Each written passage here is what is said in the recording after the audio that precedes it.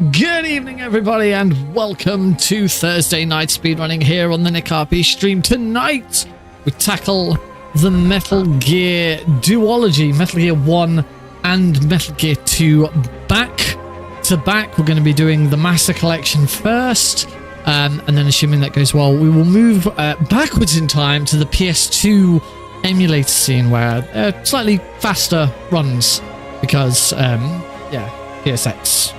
PAL and all of that weird stuff. Yeah, before we get started though, a word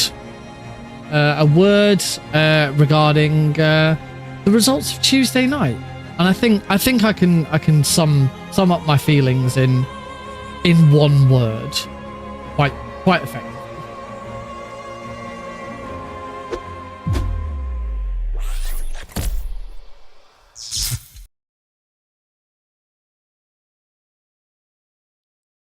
Fuck! Really are fucking gluttons for punishment. Jesus Christ. Did not really genuinely did not think America was stupid enough to do it again. But they did. Not that it matters.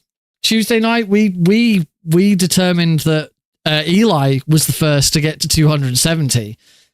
So Eli is the president of the United States, right? Something happened to me last Thursday. Something happened last Tuesday. I had a couple of miles to go. I looked up and saw a glowing orange object in the sky to the east. It's fucking Trump's head floating away into the abyss. Oh, my mic is like incredibly loud. Let's turn that down. Let's turn that down. I turn that down. Wow, the sensitivity on that mic setting is incredible. Wow. Okay. That should be okay, I think. If I still sound a bit too loud, let me know. Hey, Cosmic. Yeah, I don't have any words other than fuck, really, for what happened on Tuesday night. Yeah, fuck over half of America. I could say, oh, it's okay. I'm in Britain. It doesn't affect me, but it does. It will affect the whole world. America's the most powerful country in the world. It is going to have an everlasting effect, and we already know that. Trump loves his tariffs. Voice keeps cutting out. I think I'm going to move away from the mic slightly. I was looking at at stuff earlier. I wonder if that's now because I've gone too far the other right. Let me change this round. Did I add a gain filter or something? Maybe my gain filter wasn't at 10 straight away. Okay, we'll go with this. This seems about right. Yeah. I think I must have accidentally turned my gain filter up to 10 and it wasn't on 10. But hopefully that's better.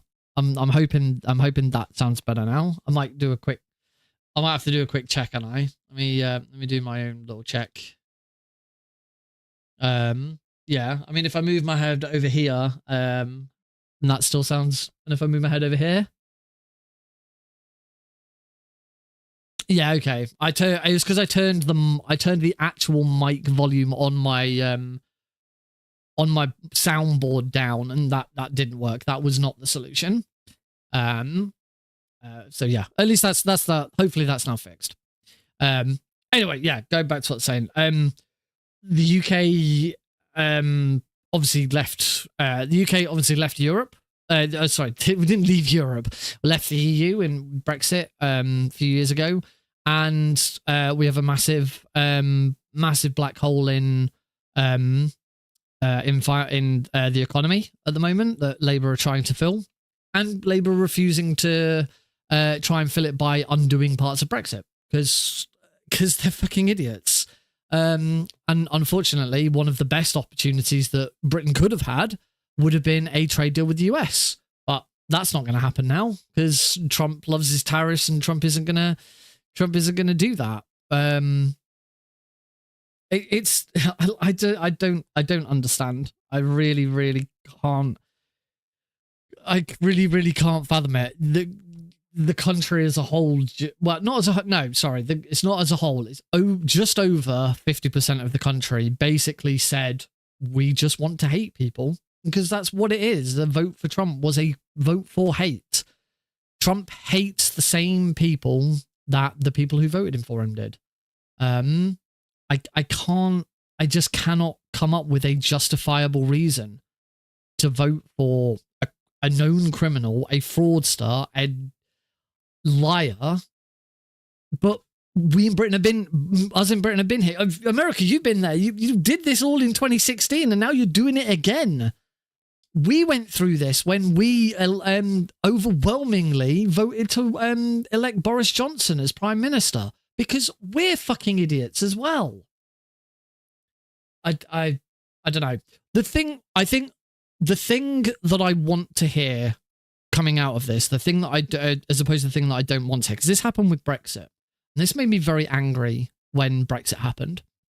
Ever since Brexit, we occasionally get news stories of people who said, I voted for Brexit and now this has happened to me and it's bad as a result. And that's the thing that really fucking pisses me off.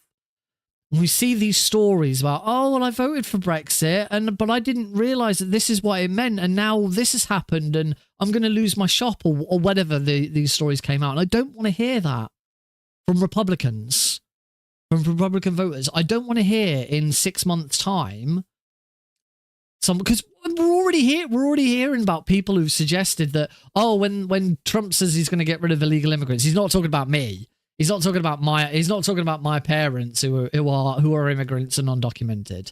Yeah, he's talking about the ones who commit all the crimes. He's not. He's talking about all of you. I don't want to hear it. I do not want to hear the sob stories of people who voted for him, who then come out and say, oh, it's terrible. Trump is, the first time a Republican, some Republican woman particularly, I don't understand how any woman can vote for him. The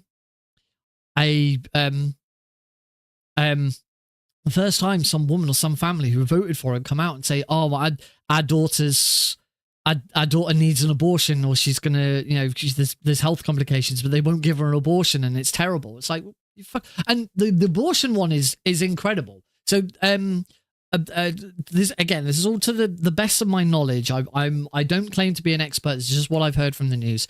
There were 3 states altogether, I believe, that also had a vote on a referendum for abortion rights, and in all 3 of those states, support for abortion rights was kept. They all voted to keep the rights for women to have abortions, but at least one of those states, or certainly the country as a majority, voted a president in who has suggested that it would do a blanket ban on abortions. How can you vote to keep abortion rights for women while at the same time voting for someone who wants to take them away? There is... Common sense needs to be redefined. It's something that my wife and I came up with after Brexit, actually. After Brexit and after the Conservatives won back in 2018, I think it was. No, 2020 it would have been. 2019, 2020. Common sense is... We think about common sense and we talk about common sense as it being this thing where, oh, it's, this is obviously the right thing to do. This is obviously the right answer to something. You don't have the right rule. It's not stuff that needs to be written down. Common sense is just that thing everyone has that says, you don't cross the road. You don't cross the road when there's a car coming. Common sense tells you that you don't cross the road when a car's coming. And I've already heard a lot of... I watch quite a lot of American talk show hosts. Seth Meyers is my favorite. I actually rather religiously watch his intro monologues and a closer look. I was actually, just before I came on streaming, I watched Jimmy Kimmel's response and all that. And I've already heard a lot of them talk about, they thought common sense would prevail and stuff like that. That's the thing.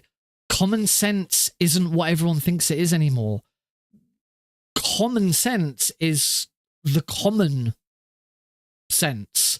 It's what the majority are thinking, and determined that the majority are pretty fucking stupid. If you can think beyond that, you think beyond common sense now. Common sense doesn't exist for the people who are smart enough to know what it is and to know what's right and wrong.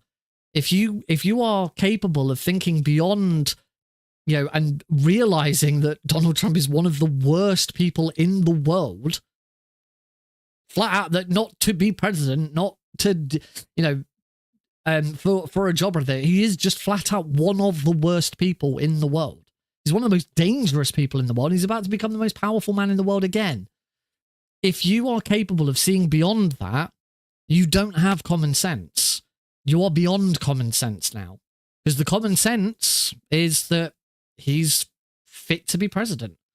Common sense is that Boris Johnson is a wonderful prime minister and the best we've ever had. Common sense is that Brexit would solve all of our problems. It's terrifying. It's worrying. And I sit here and I say, it's going to affect me. It's going to affect us here in the UK. Because trade wars, stuff like that. But that's got nothing on the people who are genuinely scared. Minority groups, immigrants, LGBTQ+. I'm on Blue Sky. I follow a lot of speedrunners on Blue Sky, and speedrunning is a very, very open and welcoming environment for LGBTQ+ people.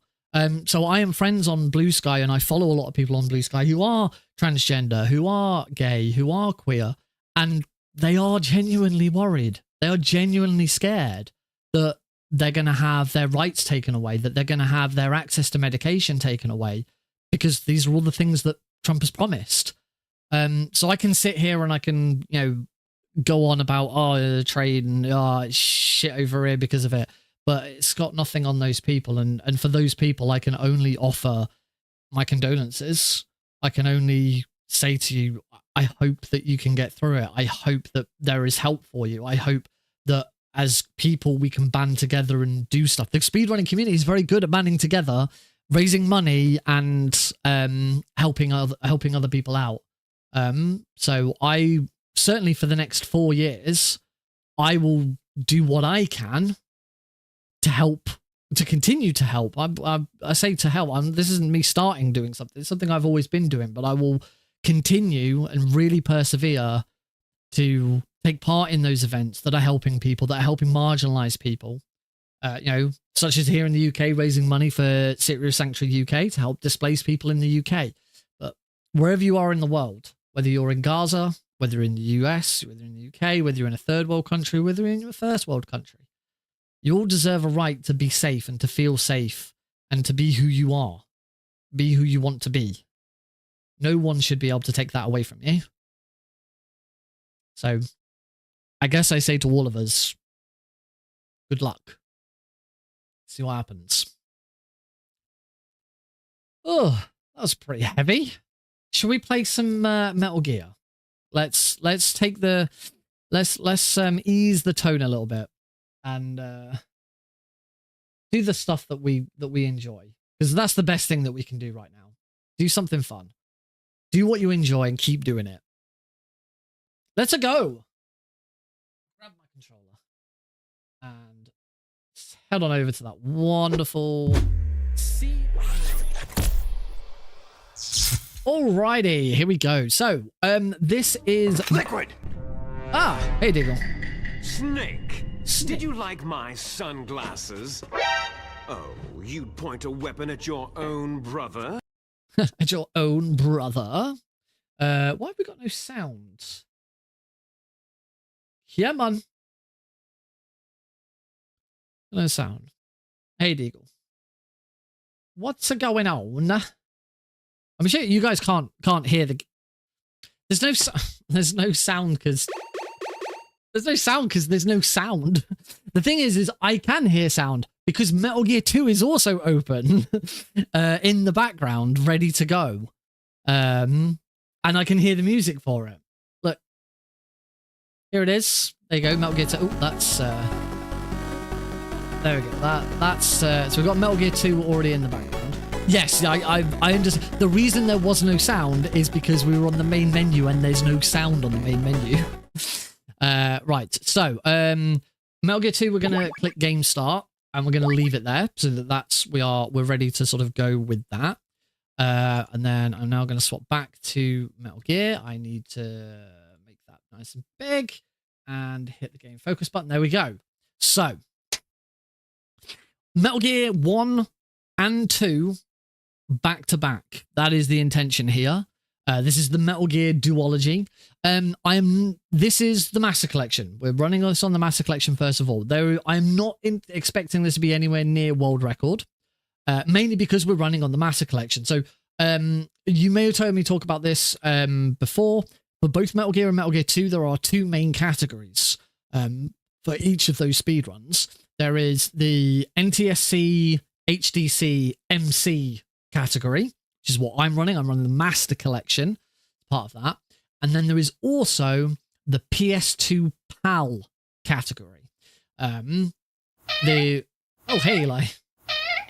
President Eli, reporting for duty. Ba, ba, ba, ba, ba, ba. Eli make a way better president. And he's not quite as orange. So the PS2 PAL version, the PS2 PAL version of the run is faster. Back when Metal Gear and Metal Gear 2 were released as part of Metal Gear Solid 3 Subsistence on the PlayStation 2. You can see it. That one there. It's that one there. So if I turn the light on, maybe you can see it. There it is, right underneath the light. That's my copy. That's my special 3-disc copy. Pre-ordered 3-disc copy. That's like worth hundreds of pounds if it was brand new and unopened. I think I could probably get 100 quid for it. But I'm not going to. Pride of my collection, as you can see, as it being right under the light. When it was first released on the PS2, that was back when there were consoles either ran at 60 hertz and therefore 60 FPS in Japan, the US, and other parts of the world, where NTSC was the common technology. In Europe, though, we had PAL, which only ran at 50 hertz, so a maximum of 50 frames per second. When the game was released, it was the developers who were porting it knew that was going to be a thing, knew that at 50 frames per second, Metal Gear and Metal Gear 2 were going to be slower than their NTSC counterparts, and so they deliberately sped the game up to try and make it match. They oversped it up, and as a result, the 50 FPS games are faster than the 60 FPS games. The Master Collection is the 60 FPS, and NTSC versions. In fact, the PS2 PAL is the only version that runs at 50 frames per second and is therefore faster. So I'm planning on doing this run twice. I should have enough time to get this run done twice. We're going to run the Master Collection first, just so that I have, because the Master Collection is what I will be running for all 5 games in the Pentalogy series. However, I do also want to do the PS2 PAL version, because whilst the individual games separate on the speedrun leaderboards, the individual games separate the NTSC and the PAL into 2 different categories. On multiple Metal Gear runs, they don't. In fact, this is the same for across all multiple Metal Gear runs. It does not separate out versions of the game or difficulties.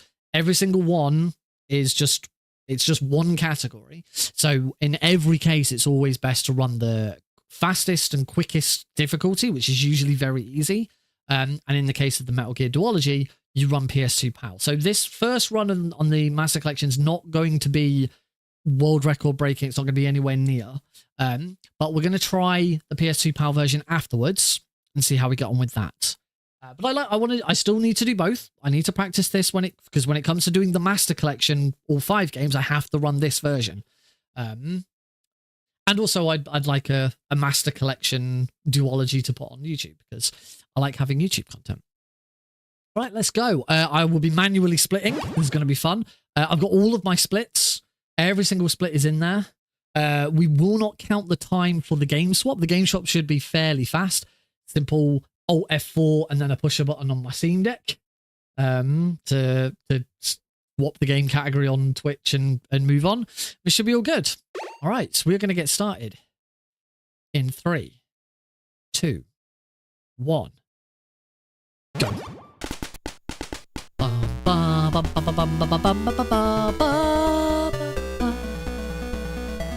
A message from SGT Deagle. As carrot and bait.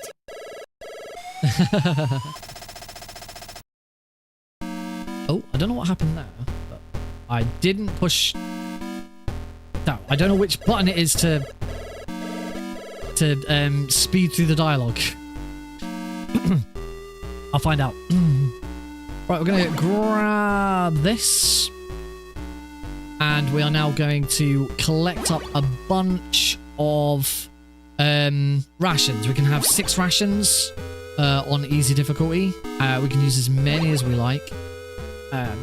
And we want all 6 now. They respawn every time you go back in the truck, so we're going to grab them now. I need to equip the card. That's 5, so I can grab one more. That's my 6 rations. We've got the key card. We can head out of here. Run up here. These guys are going to move out of the way. We're going to grab our first alert here, which is fine. We don't really worry about alerts. In fact, we're going to be taking a lot of alerts. Oh, I got shot. That wasn't very nice. Why didn't I add an image-based auto-splitter for... I did. I added an image-based auto-splitter for Metal Gear 1. Oh, well. There we get on. Woo! Woo! So we're taking this really big alert here. I'm gonna save this guy. Okay, it is X. We'll come into the gas room.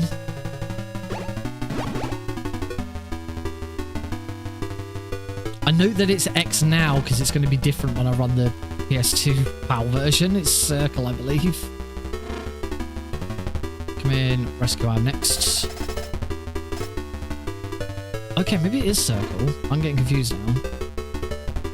I need to use either one of these because otherwise I'm going to get shot and I'm going to die. Grab some plastic explosives. Get down out of here, out of the way.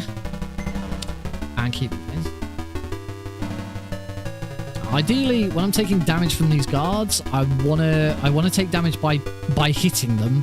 You take more damage from. Whoops! I thought I was. Or, as you can tell, you take more damage from being shot. I actually don't think I want the level 2 card yet. I am almost certainly going to have to get spare rations in this run. I've taken so much damage. Oh, in fact, there we go.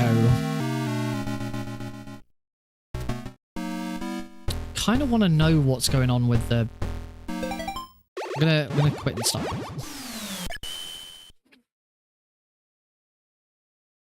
I kind of want to know what's going on with the dialogue. Hi, Johnny Not Sasaki. So don't worry, I know I haven't started live split here. I want to just check what's going on. Is it circle? It's circle. That's where I'm going wrong. It's circle on this. It'll be X on the PS2 PAL version because they're different. All right, let's try this again then. What the hell are you doing? I ask myself that question every single day. 3, 2, 1, go. Bum ba ba ba ba bum ba ba bum bum ba ba ba da ba ba da.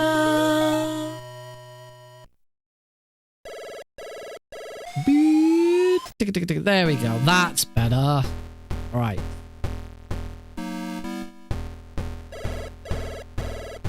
So, start Metal Gear again. Better to have fixed that now. A message from SGT Deagle. Oh shit, here we go again.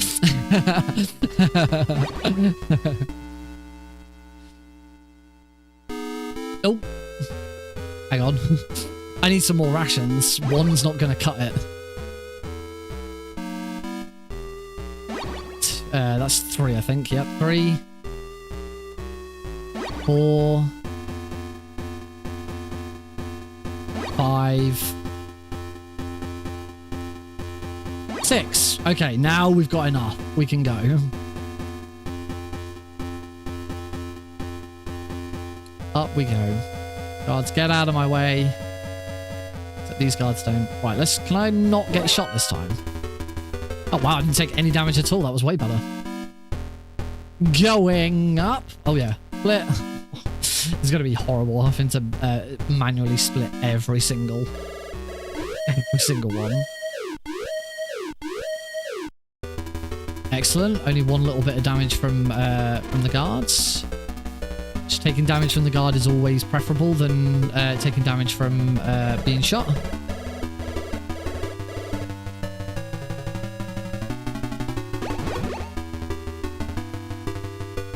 Slightly better management of rations there. We grab our next prisoner of war. We have to get a total of 15 prisoners of war in order to rank up in this run. Oh, I got shot. I am going to need to ration again at some points. In fact, at this point, it's probably better to just keep the right. If you have a ration on you, then as soon as you take lethal damage, Snake will just eat the ration. Good. I'm only taking really only taking damage from the guards. Gotta be careful here, because it's very easy to then just take lethal damage from these guys. Oh, I just got shot at the end there.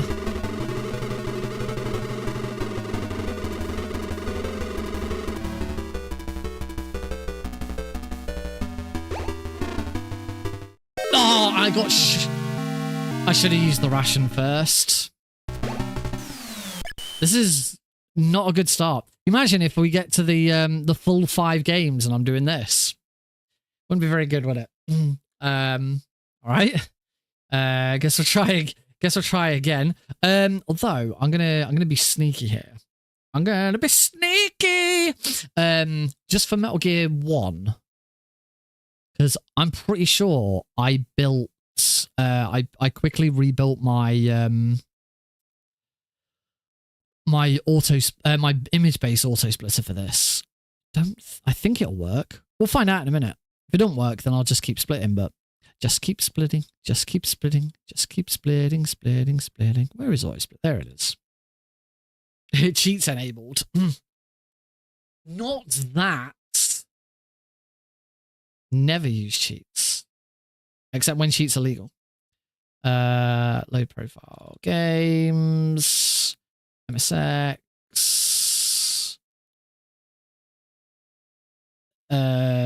Settings.toml. It's got to be that. Right. I think we're good. This should work. Hopefully, we'll have an auto splitter just for Metal Gear. All right. Do this again from the top. Metal Gear Duology. Take 3. If we can just get through this floor 1, we'll be on for something good. 3, 2, 1, go. Bum bum bum bum bum bum bum bum bum bum bum bum. Yeah, the auto split is working. Good old images. I just then need to remember when we move on to Metal Gear 2 that I don't have an image-based auto splitter. I should build one of them. Alright, so for the 3rd time already this evening, we'll grab the card. Oh, Snake. You want to explain what that was all about? Grab our first ration. 1 ration. 2 rations. Oh. 3 rations. 4 rations. 5 rations. And 6 rations.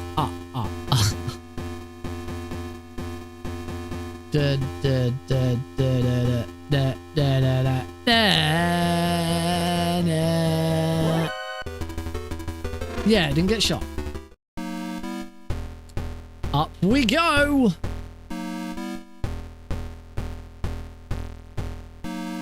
Right, come on, floor 1. Don't be a dick now!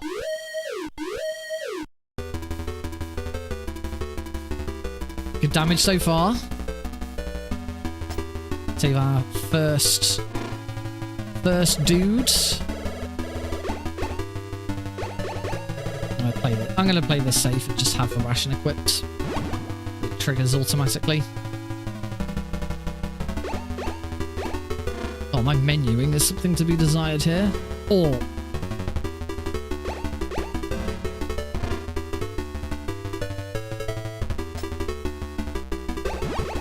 at that point, it's probably worth just using it.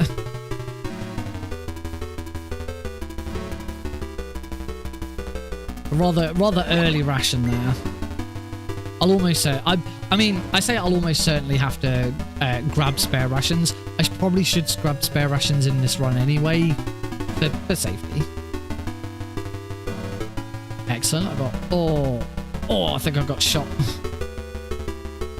Snake, stop getting shot.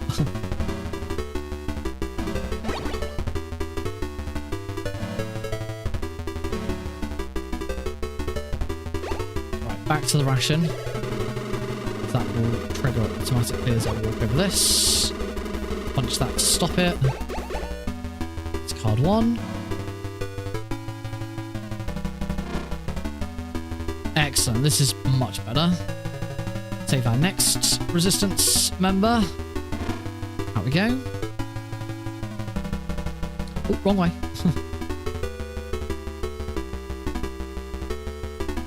All the way over here. Card 2. Before we go in there, I'm going to equip card... Nope, keep card 2 equipped. We need to quickly pop down here. Save this prisoner of war. And now run all the way back up. And into this door. Try not to take any damage. I haven't taken any damage from the guns there. That's nice. Pick up the grenade launcher. And make our way back out here. Oh, I took a bit more damage than I would have liked there, but oh well. One up here. Oh. Try not to get spotted by that guy. I will get spotted by these guys. Please don't shoot me. We're good! Yay! Alright, down to 1, 2. So now we are going to get captured. Punch that guy so I don't take any damage from him. Down here. Save our next guy who's going to rank us up.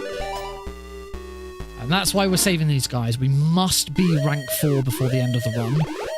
In fact, must be rank 4 in order to get the rocket launcher. If you're not rank 4, you won't get the rocket launcher and you can't beat the game. And because it's a speedrun, we can also soft lock the game by accidentally going down a rank. Right, and captured.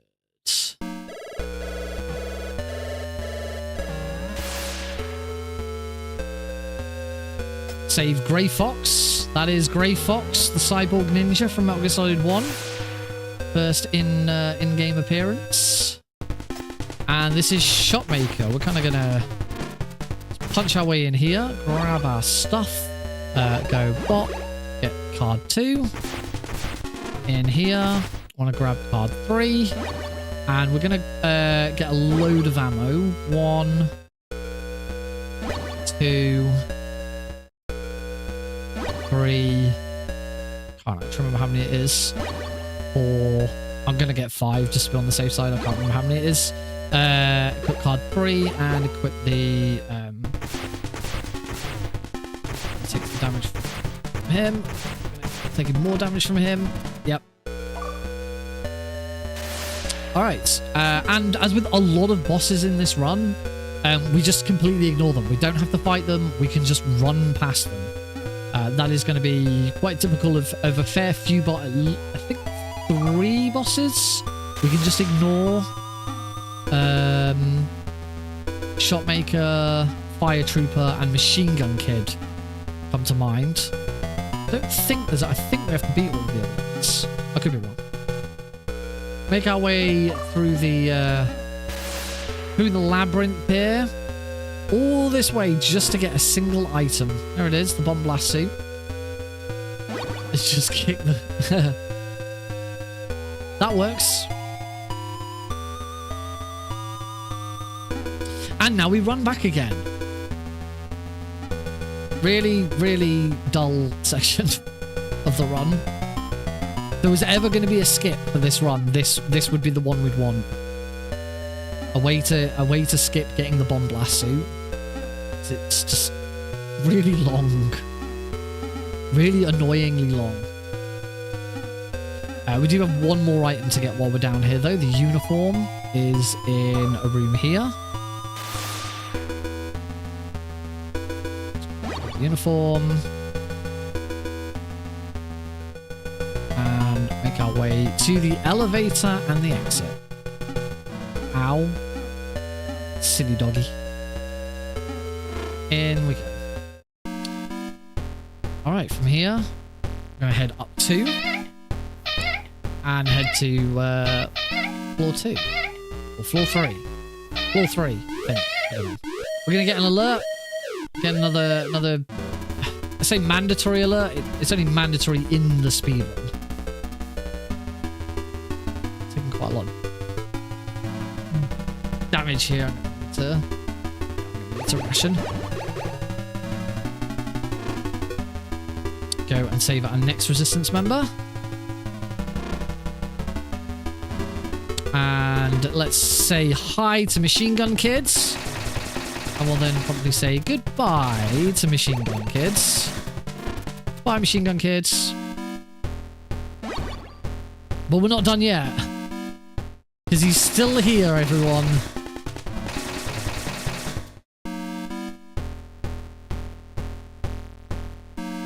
That's it. We're done with Machine Gun Kid. We said hi to him, we said bye to him, we said hi to him and said bye to him a second time. And now we're done with Machine Gun Kid. Grab that alert.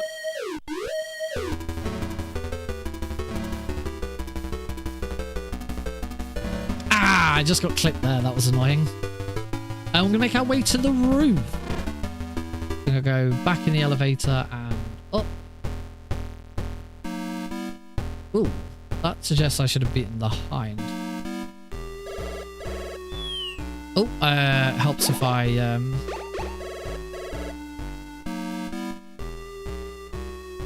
I've got an extra split for some reason. Go back up to the hind. Hope that doesn't completely screw everything up. We'll find out, I guess. Yeah, there seems to be a split missing. Alright, now we fight the hindy. I'm just gonna stand here and just pew pew it. Pew pew pew in.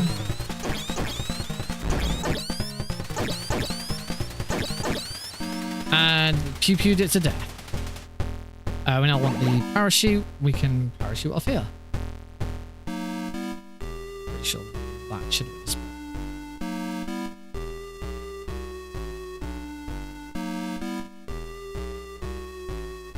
Head straight down here. Hopefully, pretty sure I've got enough health to survive this mine. Yep.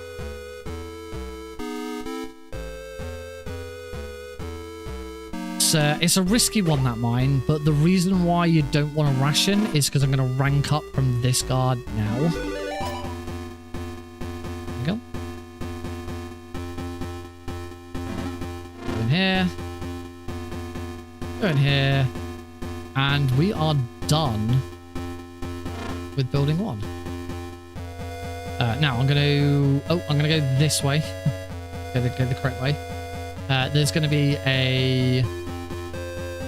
It's going to be a little truck here. Up in the truck. Grab... I'm going to play this safe. I'm going to grab 2 spare rations just to be on the safe side. We've got a long run ahead of us. I'd rather not lose it now. Tank's coming up, and the tank is another boss that I forgot that we can just ignore. So I'm gonna roll up to it, we're gonna punch, take damage from the bullets there, and just run through it. Oh, equip the uniform there. Tricks the guards into thinking that we're one of them. One and only time it works. Yeah, my auto is completely broken now. So now I'm going to fight Bulldozer.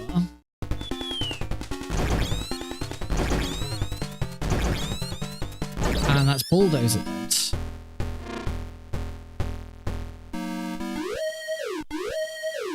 So now we need to go and grab an antenna. There's an antenna in this room here. So I'll take card 2. This is just a story progression thing. We don't really use it. It's just simply it's here, and now we can use the radio in building 2. Apparently, like, there's some interference or something in building 2 that meant we couldn't use our radio, but now we can. We want to head up to the roof here. A lot of damage from these guys. Was that alert? So it continued on that far, but oh well. So now we move up to Hell Roof. You immediately get an alert as when you move on to Hell Roof. There's nothing you can do about that. That is a mandatory alert.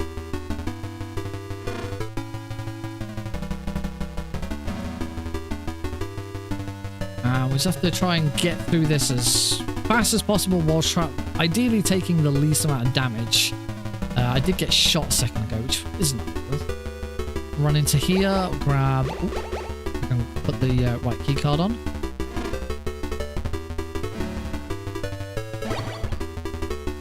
Use a ration. I'm going to put card 5 now.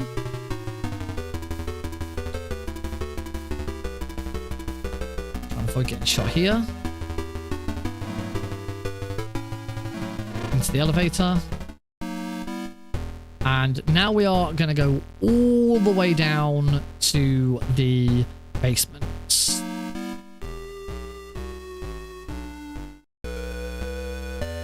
We're gonna find our next boss that we're just going to ignore. But we've got another prisoner of war to grab here, so we'll grab him. I want to swap back to my my last plastic explosive. Do. Got that. I actually want card 1 at this point because this requires card 1.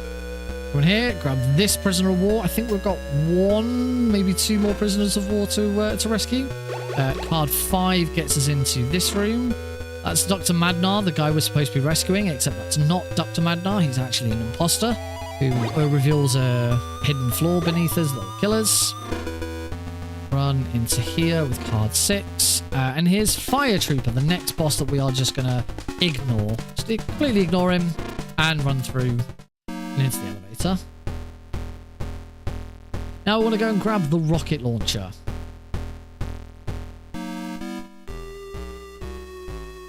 And we're to grab the rocket launcher, we do need to be rank 4. It's card 5 for this bit.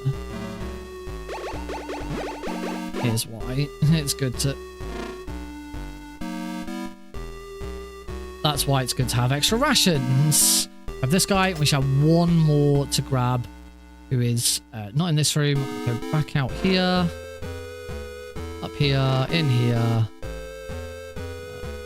Punch that guy. So it's card 3. And this should be the rank up. Oh, I wish I'd listened to him. I think it's 120.45.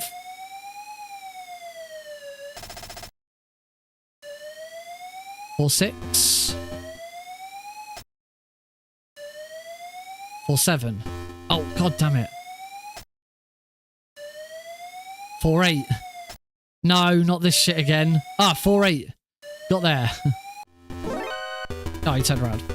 Alright. 4-8. The only number you have to remember in Metal Gear 1. Go grab the rocket launcher.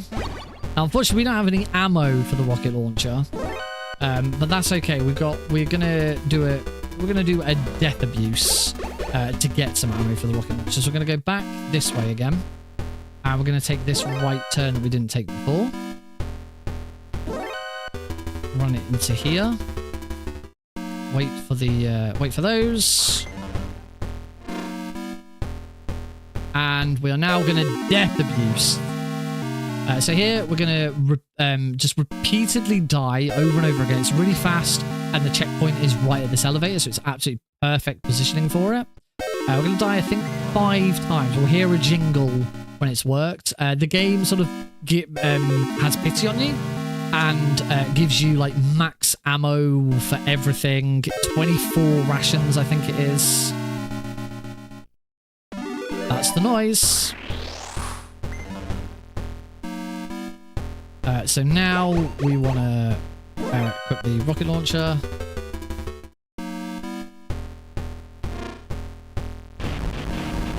And we can kill the Brads. There we go. That's the Brads killed. Grab card 7. But we want card 2 right now. We're going to kill Jennifer again. She's like, oh, I've opened the door for you. Grab the compass. We need the compass to get through the desert. Without the compass, you will just get lost in the desert. So that's it. We're done with this area now. We can just make our way to the elevator. Go back to card 5 again. To here. Take that alert. Oh, I was hoping to kill that guy so I didn't get the yawn sleepy. Yawn, I'm sleepy.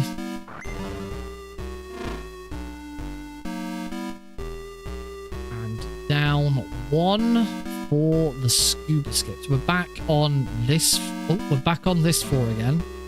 We start this floor from a slightly different location from where we started from. This is the entrance. We're back at the entrance.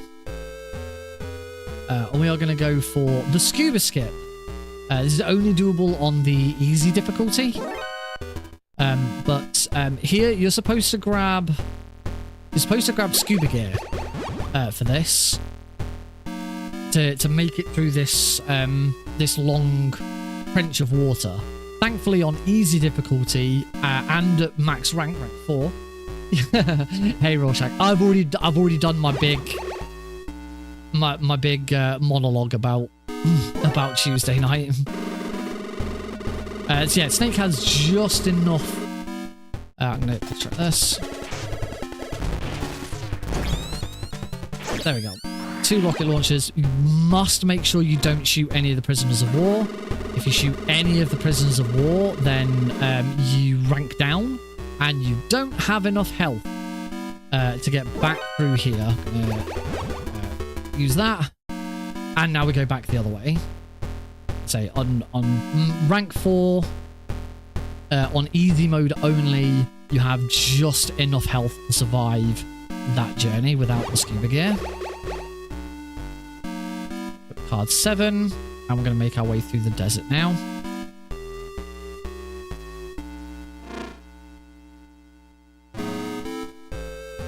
Don't know why I go off to the left there. Oh. Now we want to equip the compass.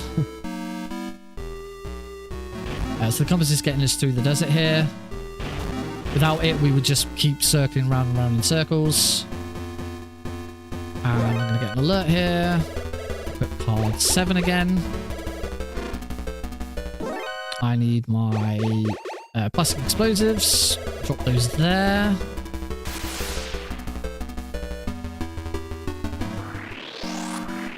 Oh, I'm going to play that safe and go this way. Into the elevator. Use a ration. And equip card 8. And we are heading down. My splits are all over the place. Think I should be there. No, pitfalls. I should be on underground. Yeah, my splits are all over the place.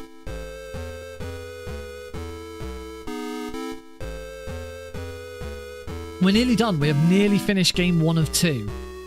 The games are not split 50-50. It's about 33%. I'd say it's about 33% Metal Gear and 66% Metal Gear 2. This run. Run into here. There is gas in this room. I am going to need to use another ration. I think I want card 1 next anyway. Through here. Pretty sure this is a card 1. Yep. Then into another gas room. Is this card 1 as well? Yep. We can just equip rations from now on. Because now we are going to fight Metal Gear. Left. Right. Right. Left. Right. Left. Left. Right. Left. Left. Right. Left. Right. Left. Right. Right. What? I'm confused where I'm at with all of this. Right. I was not on track there at all. Metal Gear has been destroyed. It's now time to fight Big Boss. To fight Big Boss, we're just going to run to here and fire. 1, 2, 3, 4. He's dead. And onto the ladders. And we are out of here.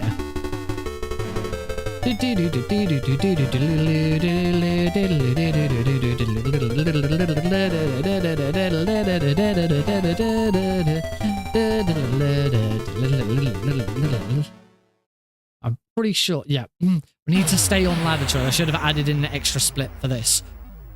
In the multiple Metal Gears, you still have to watch the credits and see the IGT.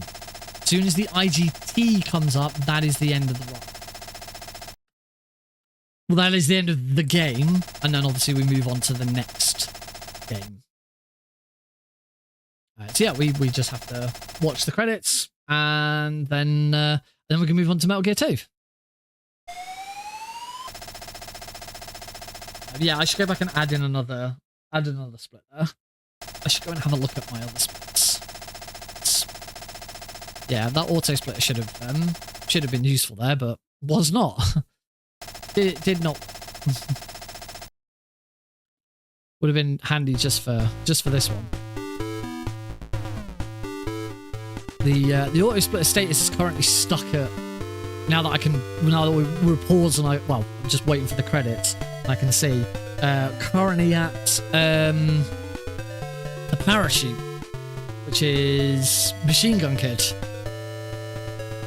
Yeah, not quite sure what happened there. I'll have to have a look at that.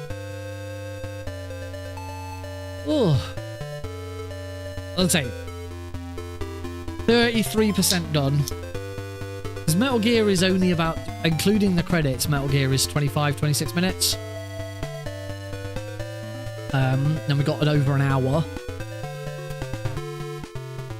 So it's probably closer to 30%. Maybe it's 1/4 Metal Gear and 2 3/4 Metal Gear 2.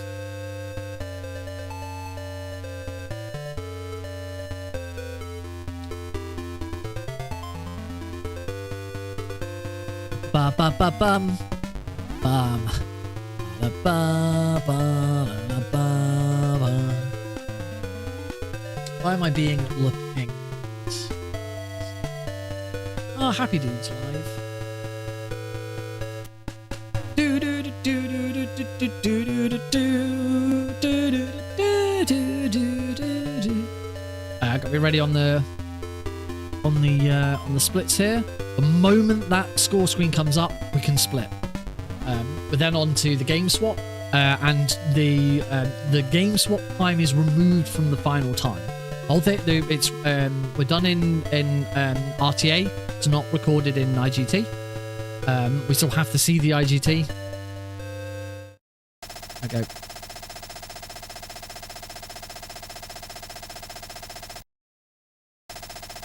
Someday we will meet again. There we go. 22:56. So, Alt F for that. We push that button and go. Now we're going to find out how he's not dead. We move straight on to Metal Gear 2. It's kind of amazing, sort of, you know, at the end of Metal Gear 1, yeah, you know, really nice, happy movement. And now, as soon as we start Metal Gear 2, dum, dum, dum, dum, it's all very dark and mysterious. So we're going to run in here. We're going to grab this ration. We are going to run up to the hole in the fence. We're going to be very fast here, making sure that I get there before this guard does, so that I can punch him and get around him without taking an alert. Nice. That's a good start. That is a very tight bit of movement there. Punch that wall. Keep that guard in place. He should turn in a second. That's going to allow me to run up and give him a little punch. Punch there. Distract this guard as well. Try and run past this guy before he turns and looks at me. All good so far. Want to run in here, grab a web. We're actually going to grab a handgun. One thing we didn't have at all in Metal Gear. There is no handgun in Metal Gear Armor Sets, actually, in the first Metal Gear. There's a submachine gun. I don't think there's a handgun. Or is there? No, I think there is. We just don't ever grab it. I don't know. We don't grab it in the speedrun. I don't care. Oh, okay.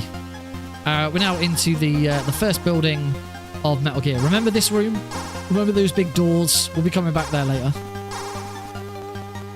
I'm going to go for a big long run over here. I need to try and catch up to that guard there. I'm going to punch that guy. Run around here. I'm going to catch up to this guy and punch him. Oh, it's too slow. Ow. That alert does mean that any chance of manipulating Black Ninja is now dead.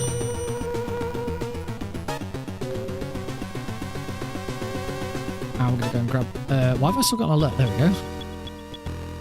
Go grab keycard 1. As with all games in the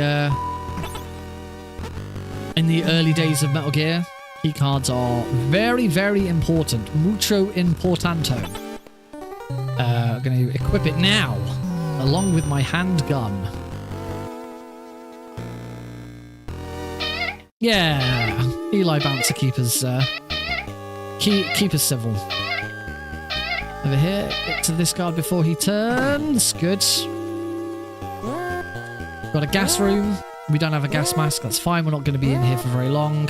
We are going to fight our first boss, and unlike Metal Gear 1, we do actually have to fight the bosses in Metal Gear 2. There's no getting around that bit. Oh, come on, Black Ninja, stand still. There we go. Oh, he's moving. Oh, and he moved towards the door as well. That's a really nice finish for Black Ninja. It's always great when they move towards the door. Alright, that's a good start. Grab keycard 2, make our way out. We don't need to investigate any more of this room. Any more of this floor.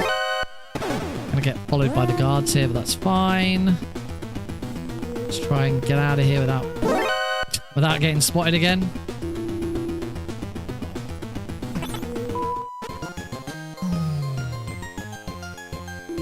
And now we... remember that break that we had with watching the credits? Yeah, we're going to get another one. We're going to go into everyone's favourite bit of Metal Gear 2. Green Beret. Wahoo! Wait for that guard there. Run down here. Gonna punch this wall to distract that guy. Keep him out of the way. It's here. We're going to punch that guy. And now we are going to deliberately take an alert here. A there's a deliberate alert.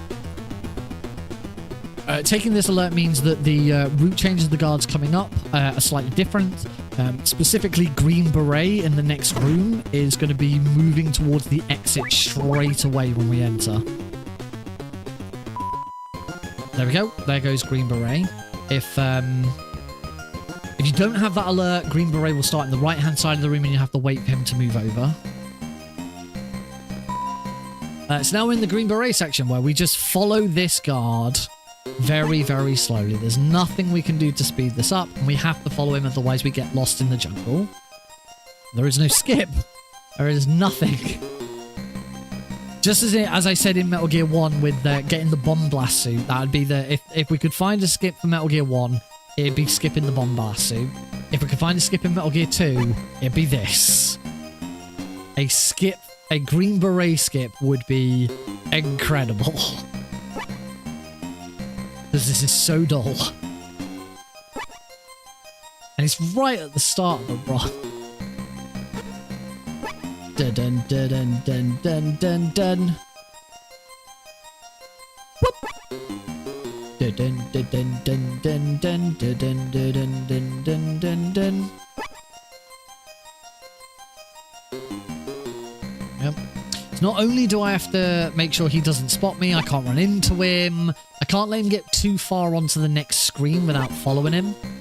Luckily, I know exactly where he's going to go. There's no RNG. There's no RNG really, apart from like when you get an alert.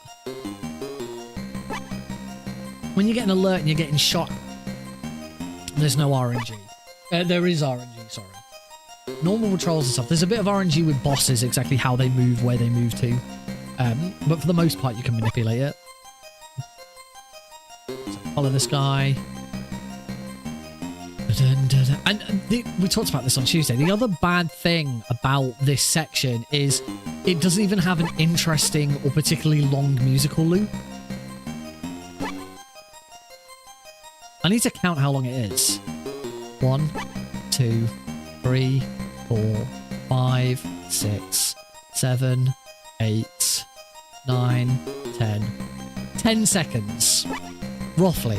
Obviously, that was very rough counting. I tried to use live split to count. It is roughly a 10-second music loop. And we're in here for a good 3 or 4 minutes.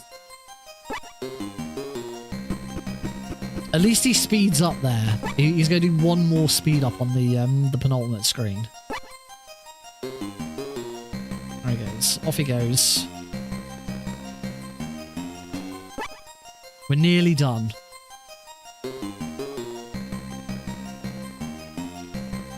He's going to go north here, and that's then going to be the final route. Stand here. And do one last little turn. There we go. And we move north. And does this little shuffle. And... done! Gonna give him a punch. All that so that we could call Dr. Madnar. Same Madnar from Metal Gear 1. He is a prisoner here in Outer Heaven.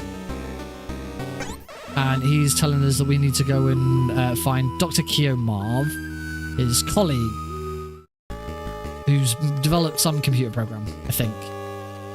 I can't remember the story.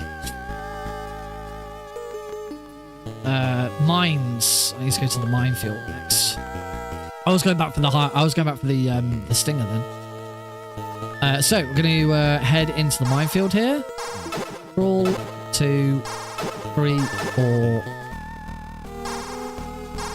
5. Lovely. That should be 5. That was reasonably fast. And now go for a wander through the swamp. There's only one route through the swamp. I'm usually pretty bad at trying to remembering exactly where it is, but I'll do my best. I knew I'd mess it up.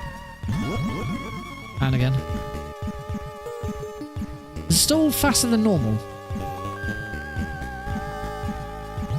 Oh.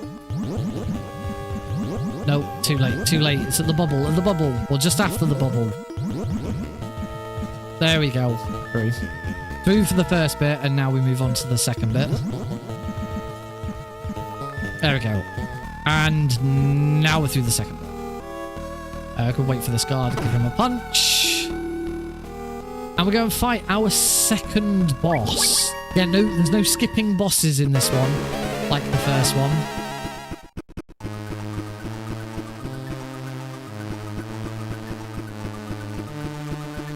Oh. And that does correct, that therefore does correct some of the stuff I was saying earlier.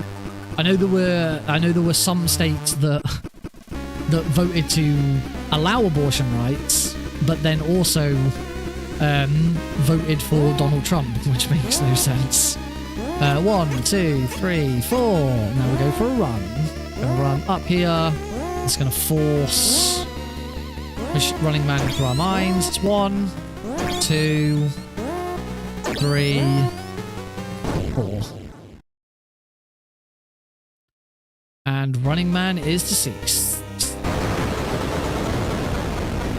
We grab the level 3 card key. This is the thing with the bosses this time round. They were Kojima was smart enough to put a lot of the key cards behind defeating bosses. Bosses aren't just in your way like they are in Metal Gear 1. Bosses are kind of just in the way. There's not many. The only ones that you have to defeat are the ones that are impeding you from moving past them. In Metal Gear 2, you need to beat them because they have a card key that they drop.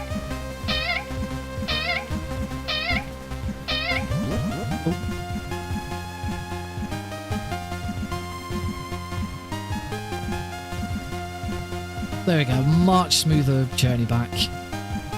Right, now that we've got card 3, we can go and grab the Stinger Launcher, because the next boss we're going to fight is the Hind D. We're going to need a way of defeating the Hind D. Run down here. I'm going to need to equip card 3 now.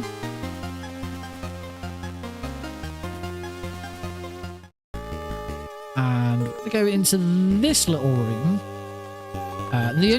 The only thing really in here is the Stinger Launcher. There's a bit of ammo, there's a couple of guards, but there's no other reason for being in here. I'm gonna punch that just on the way past to distract those guards, gets them out of my way. On the way back, go into this little room, grab the Stinger, and now run back up. Hopefully I can just run straight up to this guy and punch him without him realizing I'm there. Under the table again.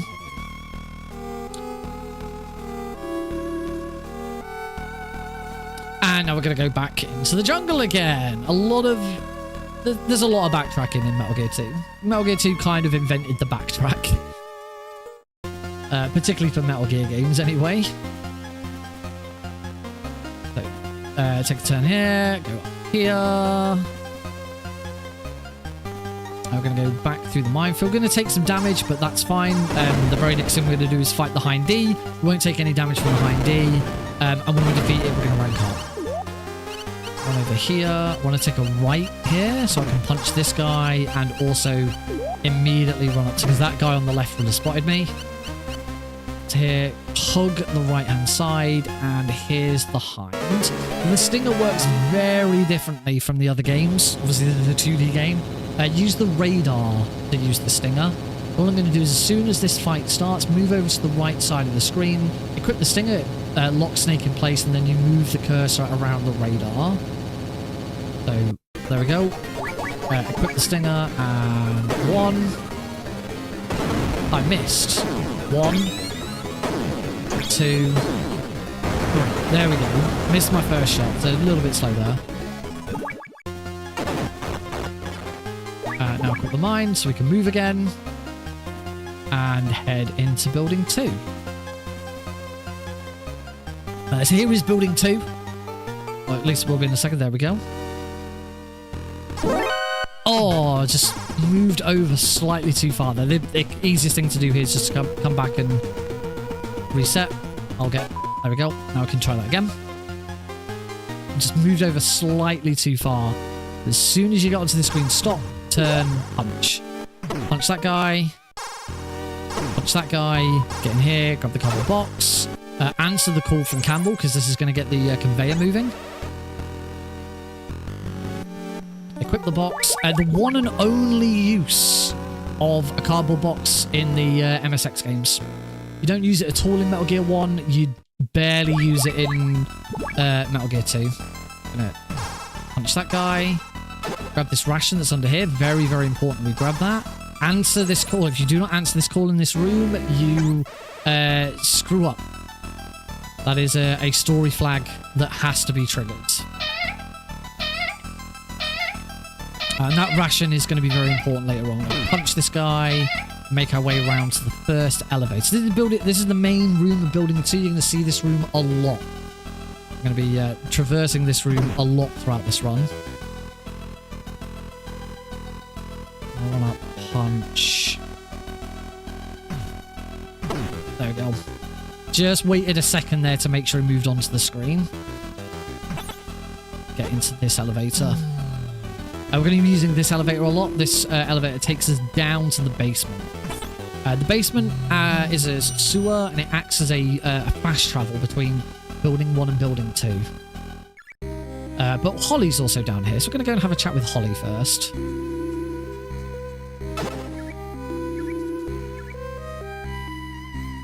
We now want card 1, and we want the plastic explosives that we just picked up. We only need to pick up the 1 lot. I think we only used plastic explosive 3 times, I think, in the run. So this is Holly. She's kind of the Meryl of this run. Well, there's two female characters in the game, and they both sort of do stuff Meryl would then later go on to do in Metal Gear Solid. And this is where the fast travel. I say fast travel. It's not fast travel. The cardboard box can be used for fast travel. We don't do it in speed. It's more like a shortcut for fast travel. We now need that card 4 that we got from Holly. Oh.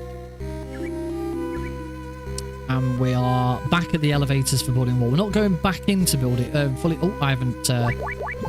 Can't punch while she's using plastic explosives. That's the detonator.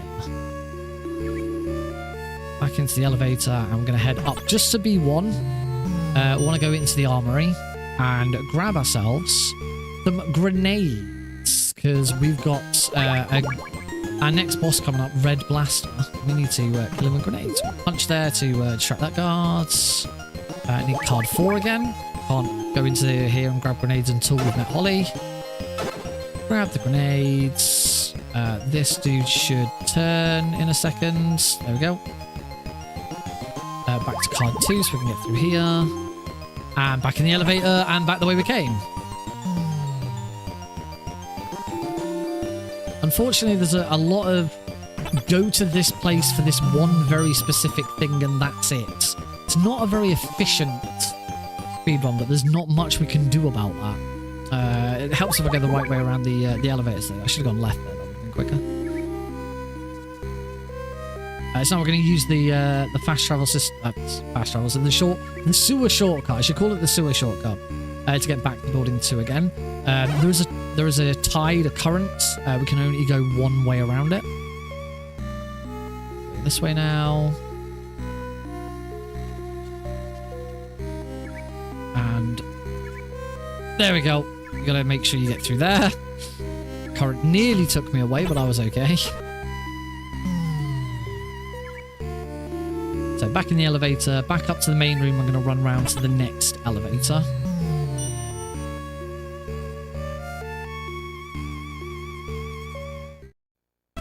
So here we go again. Round the big swirly snake room. If you look at the radar, you'll notice that this room is shaped like a snake. It's Heidi!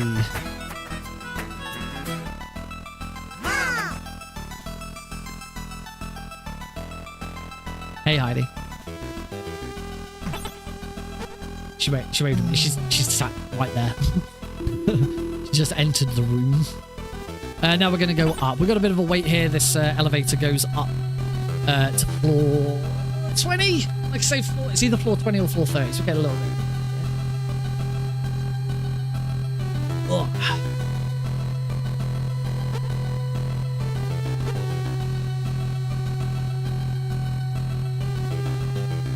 It is 4:30. We got a bit of a wait.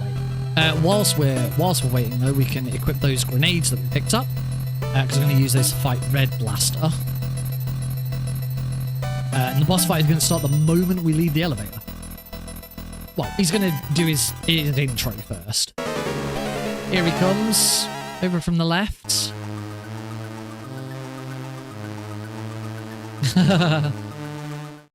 Right, throw grenades, move through here, throw another grenade, move through here. Now, pretty much every time a grenade lands, I'm going to throw another one.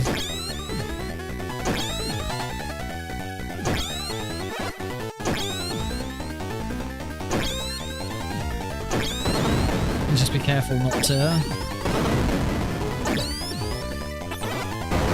There we go. And that was Red Blaster. Not a particularly difficult boss, Red Blaster. Alright, big RNG moment here. This is the moment where we have to deal with the pigeon. We have the tools to deal with the pigeon. That is what the ration that we got just as we first talked to Holly on the codec was for. Use C4 to get through there. Here comes the pigeon. If the pigeon lands now, that's going to be great RNG. Come on, pigeon. Land. No, I missed him. No. Damn it. That would have been great. There we go. Got in this time. So now we want to call 140.51. Got the pigeon rank. And now we're going to call Dr. Madnar. We couldn't understand a word Dr. Kiyomarv was saying because he is... I can't remember what language he speaks. But it's not English. And Snake can't understand it. Don't know if I need card 4. We'll find out. So Dr. Madnar has recommended that we meet up with Gustava, who not only speaks English, but she also speaks the language that Marv speaks. So she can act as an interpreter for us. She is all the way back in Building 1. We're going to go all the way back to Building 1 again. Down the big long elevator first. So yeah, we've already... Holly's kind of like the Meryl equivalent in the game. Gustava borrows some... I say borrows some stuff from Meryl. Metal Gear Solid 1 with Meryl came after this game. Meryl is kind of a combination of Holly and Gustava, because for all intents and purposes, Metal Gear Solid 1 is a remake of this game. There's so many things that happen in this game that are repeated in Metal Gear Solid 1.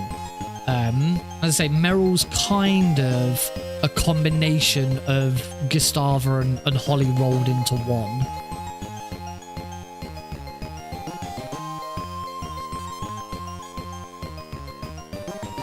So Holly is also from Foxhounds, sent in before Snake to deal with stuff, just like Meryl was. Whereas with Gustava, she's going to be wearing a soldier's uniform. We're going to follow her into the ladies' bathroom, just like you did with Meryl.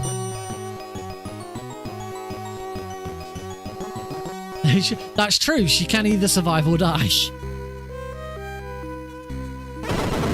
Take a bit of damage from those, but that's fine. Yes, just like I mean, I'd say spoiler alert, but this game was released. This game was released in 1991, and the very next split after the one I'm on is called Gustava's Death.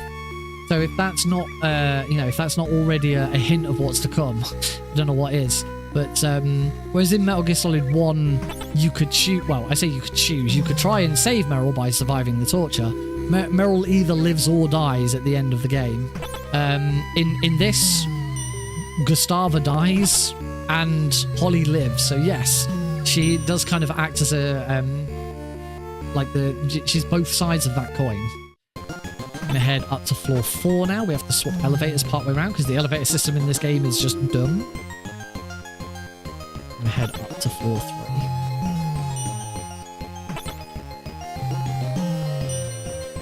I do have a bit of a soft spot for Holly though. Oh, hang on. This punch is very important. Got to get this very, very fast. Turn, punch, and beat the security system. Cool, we're good. Anyway, I do have a slight soft spot for Holly in this game. Fun facts, Heidi's maid of honor at our wedding, her best friend was called Holly. So, yeah, I like Holly. That's all I got to say about that. Heidi in with the confirmatory, yeah. This floor is really annoying with card keys. You keep having to swap between several card keys. You can't just stick with one. We have a random chance to get an alert here. It is completely random. There we go. There's nothing you can do about that. And it's that guy that I want to punch. Hopefully, Gustava is all ready. She is. So Gustava is dressed as a soldier. I'm just going to wait for that guy over there to move. There we go. You can go in before Gustava. That was really nice. That was really smart. I was really worried about that room because I completely screwed that up on one of the runs on Tuesday. That was pretty good. So yeah, just like Metal Gear Solid 1, we followed Gustava as she's dressed as an enemy soldier into the women's bathroom. Unlike Metal Gear Solid 1, the women's bathroom has an elevator in it. Now, I don't frequent women's bathrooms very often, but I'm pretty sure there's no elevators. Heidi, can you confirm or deny whether there are elevators in your toilets?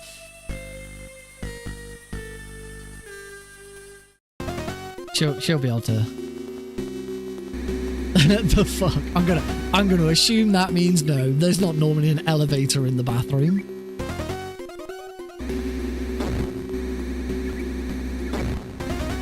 Now, there's usually sofas. I've heard about women's toilets in clubs where there's like sofas and stuff, and the men's toilets are just shit. I'd be a shock for anyone. So now we're gonna go up and we're gonna meet up with an old friend, a very old friend. Remember Dr. Madnar? Well, he's here. Here he is. Have a bit of a chat with him. He's gonna join our little merry band of mercenaries. I'm gonna go for a wander. He's definitely not gonna stab us in the back in 2 minutes. Not that we know for another 20 minutes. But he was kind enough to give us keycard 5. So that's pretty good.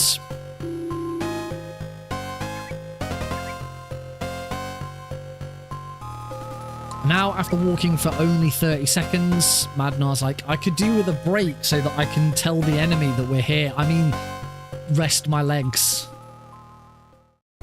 Madnar is definitely not now calling Grey Fox and telling him where we are. He's back though. Let's go. Off we go.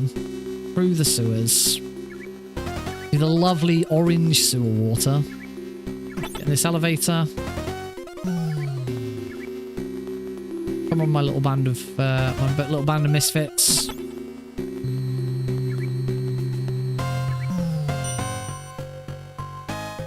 Wow.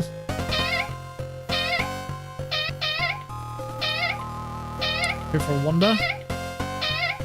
And we have a little unskippable cutscene. I say cutscene, it's all in engine, but this bit right here, there's nothing we can do to speed this up. The dialogue also slows down here. Usually dialogue in the game you can skip through it very quickly, but for this scene, the dialogue is very slow.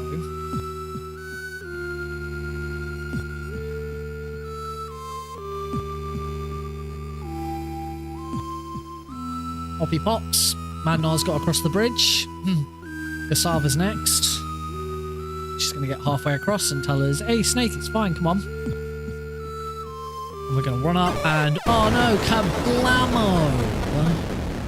Oh no, if the splits didn't give it away, or me already talking about it give it away, Gustava's dead! Actually, she's not. That's right, Gustava is not. See? We're having a chat. She's not dead.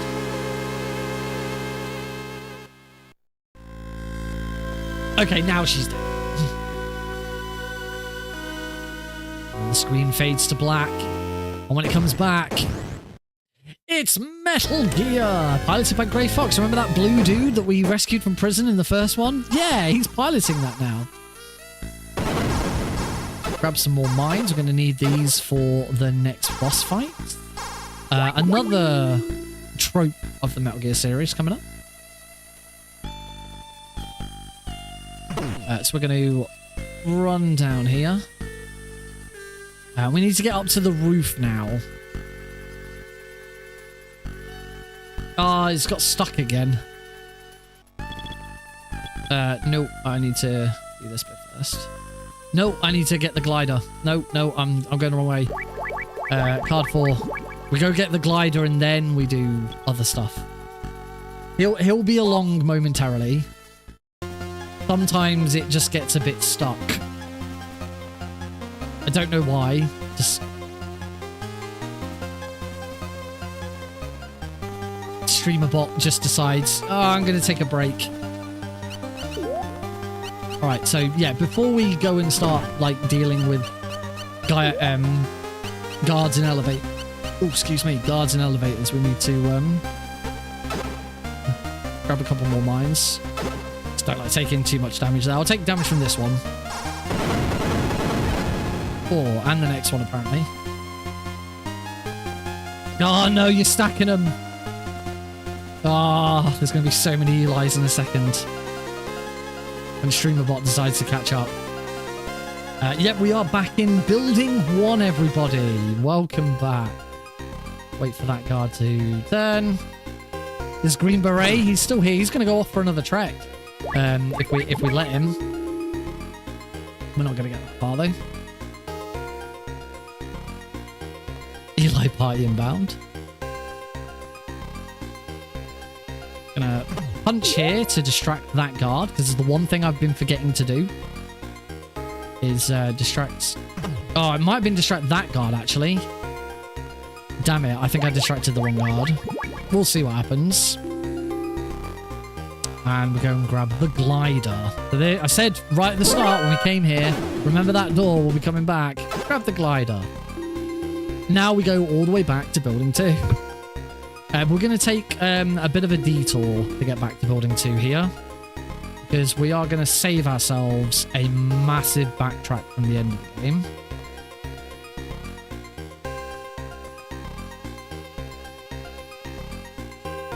I think I was slow enough so that he'd moved all the way around that time. Yeah, I did distract the wrong guard, because that's the guard I think I actually distracted. Going up. Whoops. Remember which way I'm going? The card 4 again. So we're going to go back through... Hey, Stevie. Oh, sorry. You've been here the whole time. We're going to go back through floor 4 again. This cuts out a massive backtrack later on by doing this bit now. So same again before. I need to run through, punch that guard straight away. Those Eli's will show up eventually. Just wait for the camera. Get to here, wait for the guards. Get to about there, so he doesn't spot me. I need card 1 now. There we go. And we need card 4 now. And we need card 3 now. I'll get hit by any of the traps. Will we get an alert? Yes! So nothing you can do about that. Oh, I got that one as well. Yay! Here they come.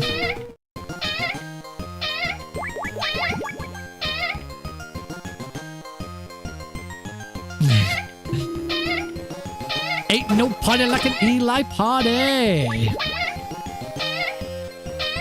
So this is the real...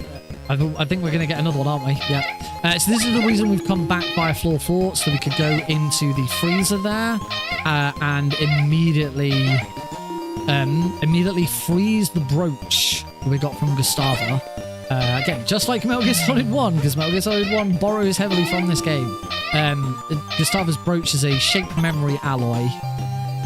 We want card 5 now. It's a shape memory alloy, and we've frozen it, so it's turned into a key. Unlike Metal Gear Solid 1, the only way that key will now change back is if we take it into a hot area.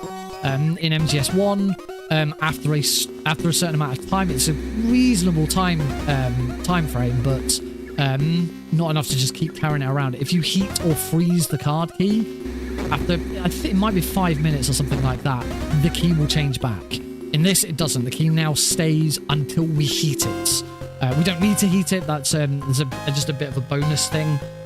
If you go and heat the brooch and change it into a different type of key, which gets you into a different room. I think it's a joke. I think there's a joke that happens in the room. I can't remember. It's been too long. So we're making our way back to building 2, the same way we went before. Go up here. Now that we've got the glider, we're going to use the glider to fly across the cabin to building 3. I need card 6. Get through this door. Should be okay on my health. I'm due a rank up, and I shouldn't be taking a death from the next boss. The next boss is coming up. The 4 Horsemen. Again, another trope that Metal Gear Solid borrowed from this game. Fighting 4 dudes in an elevator. You didn't know they were there when you first entered. For that, we're going to use our favorite elevator, the one we always use. But this fight's a little bit of a joke. Because we have prep time, we just put down some mines and let them kill themselves. So we're going to try and go up. It's going to fail. 1, 2, 3. 1, 2, 3. 1, 2, 3. 1, 2, 3. Lots of love for Eli this evening. 200. Oh, we've nearly hit 300. So we're just going to wait to hit floor 19. Going to get a call from Grey Fox to let us know that he's got guys in the rafters waiting for us. They're going to appear. There they are. And they're just going to kill themselves on my mines.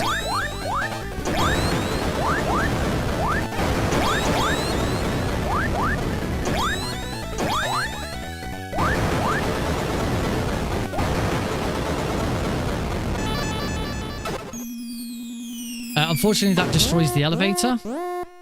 And we now have to go a different way. We're going to use a 300. It's going to be epic. So we're going to have to take a different route here. There is one elevator in this room that we haven't been up yet. Doesn't take us all the way to the roof.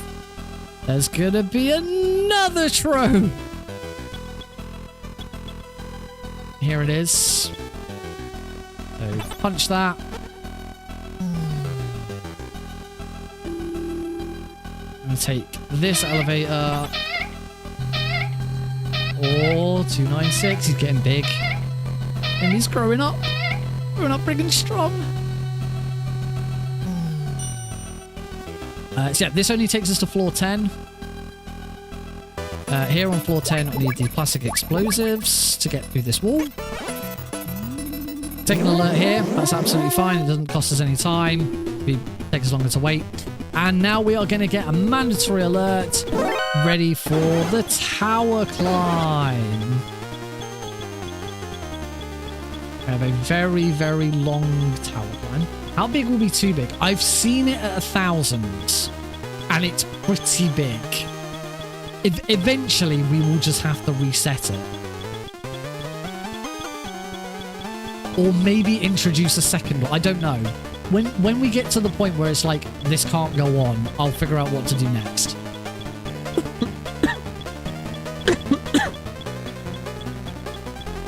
But it's also whether we reset the price as well. Do we reset the price, or do we carry on?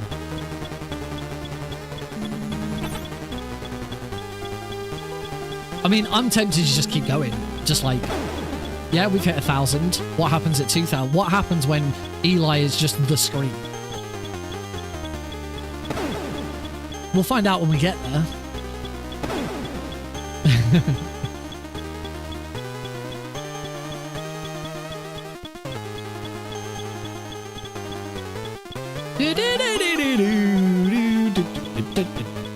At least we get funky music for this long section.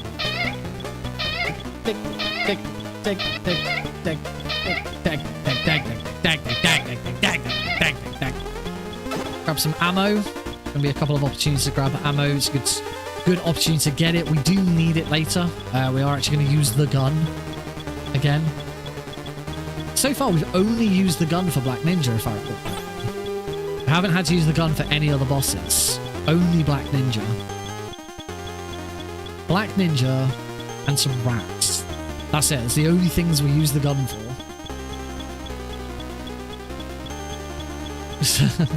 What? Hearing my commentary twice. Oh, my singing.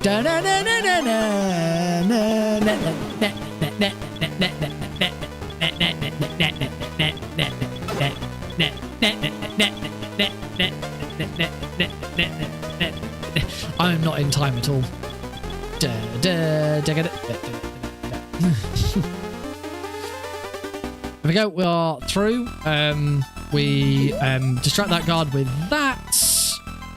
Go this way. Punch that. Oh, I need to change from the. There we go.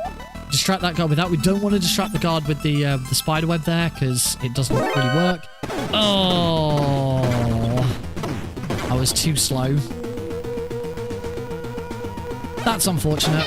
All right, the quickest way of fixing this is coming to here. That resets the alert. And we just move up. A little bit of a time loss there because I was just a bit slow getting up onto this screen.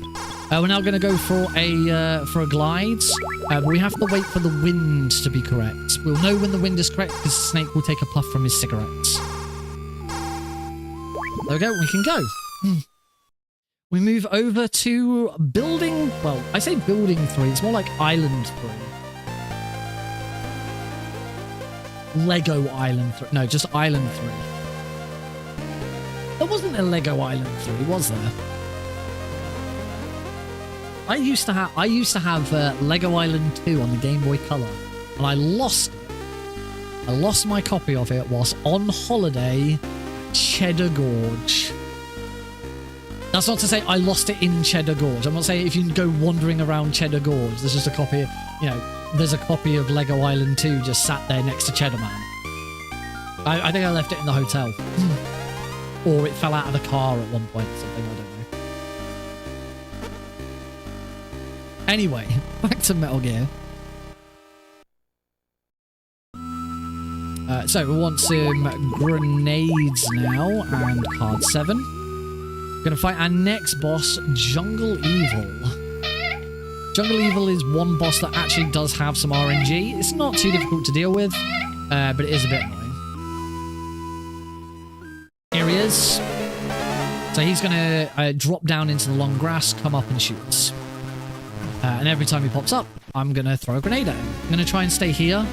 It's really safe. It is possible to take a death from this guy. Ideally, we want to stay here because if he pops up like, no, that's not quite close enough, is it? Oh, that was bad. That's really bad. Oh god, he's on top of me. Taking quite a bit of damage here. Bad. Oh, this is not going well. I'm going to yeah, I can use that one. Never remember which color it is I can use. All three rations in the game are used for a puzzle of some sort. There we go. Yeah, all 3 rations in the game are used for some sort of puzzle. Why have I got another green one? Oh, I got that from the freezing room. So yeah, you don't want to use you only want to use rations once their puzzle has been done. The dark green one contains beans and it attracts the pigeon, so we don't need the dark green one anymore. The other 2, the brown one contains chocolate, among other things, but the chocolate's the important bit. And the light green one, or yellow one, I suppose you could call it, 300! I completely missed that we hit the 300, Eli. Yeah, well done, Eli. Chunky boy. 300 chunky boy.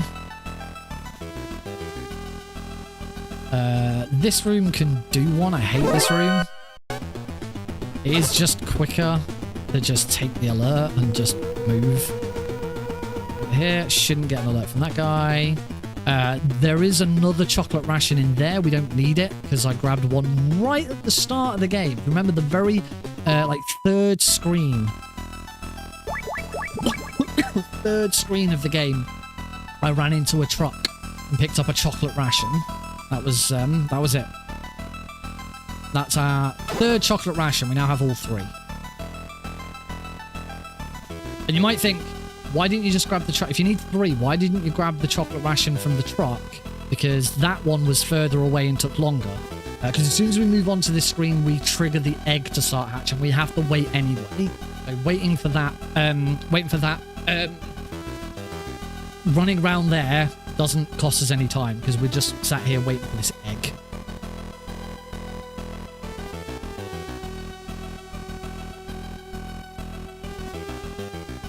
So the way this puzzle works, you can call it a puzzle, oh, excuse me, is this guard is obviously guarding the laser fence. There is a button in the top right. We picked up this egg from the laboratory. The egg's going to hatch. You can see that it's slowly hatching. It's going to hatch into a little baby owl. The owl is going to hoot. The hoot of the owl suggests to the guard that nighttime is approaching. So his shift has come to an end and he's going to be late if he doesn't leave. And upon leaving, he turns the gate off. It's the dumbest puzzle in the history of video games, in my opinion. There we go. He's like, damn, I'm going to be late.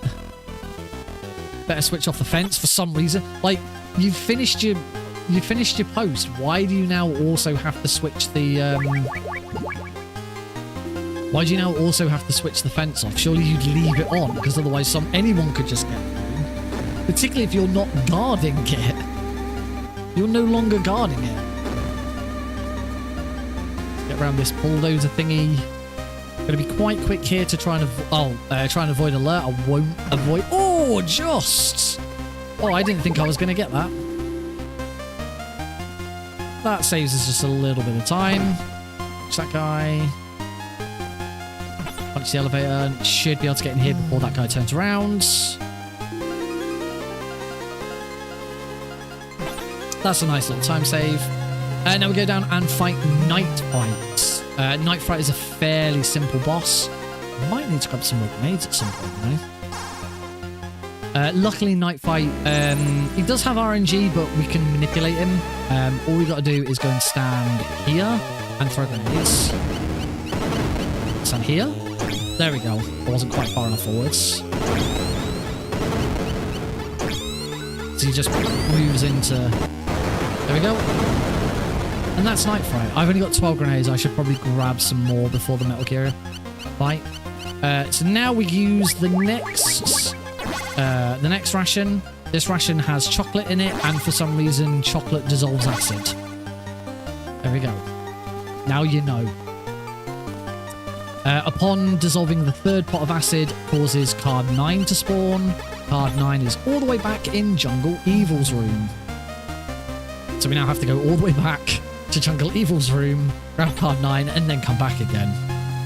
A very annoying bit of backtracking. There's nothing we can do about it. We just have to deal with it.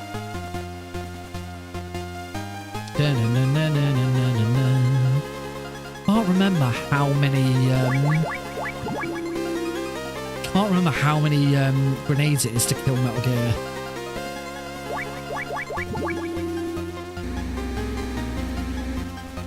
I don't think it's 12, but chances are I will miss some.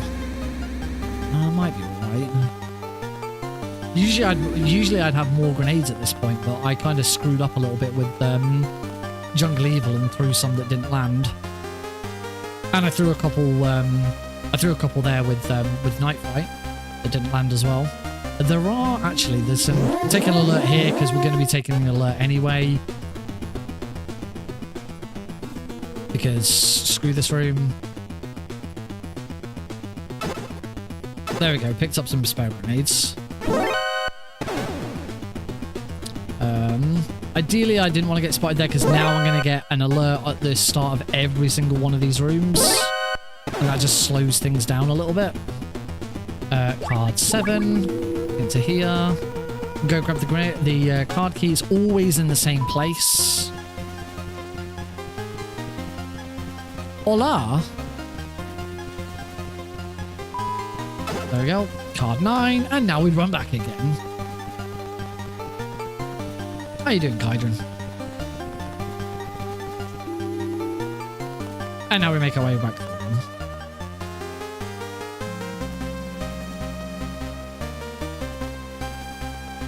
Good. I like to hear it.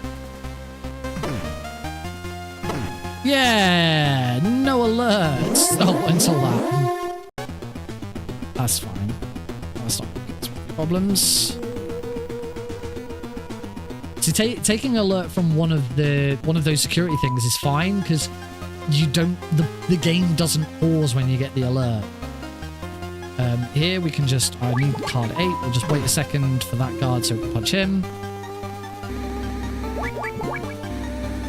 Because this is obviously isn't a big boss ranked run, we don't worry about alerts, but they do slow you down just from. Yeah, it put the game pausing to like that. Not a lot I could have done about that one, unfortunately. This now means I take a bit of extra damage in here, but again, it's fine. The guards are lousy. As you can see, they are not trying to get to me. Like that guard on the left, what is he doing? Ooh. Going to come in and he's just going to sort of wander around and not really do anything, and another one's going to come in, but we'll just move through and it'll be fine. Only canon game you haven't played. Highly recommend it. It's not my favorite game in the series. I do prefer Metal Gear 1 to Metal Gear 2. Metal Gear 2 has a lot of backtracking, but it's probably one of the most impressive games in the series. Here's Madnar and Marv. Marv is unfortunately dead. We learn from Holly in just a second that he's been strangled by Madnar because Madnar's reputation after Metal Gear 1 went through the dropped through the floor, and he wants revenge. So he's going to try and kill Snake as well. So for an older fellow, surprisingly spry. But we can do that. 1, 2, 3, 4. 1, 2, 3, 4, and he's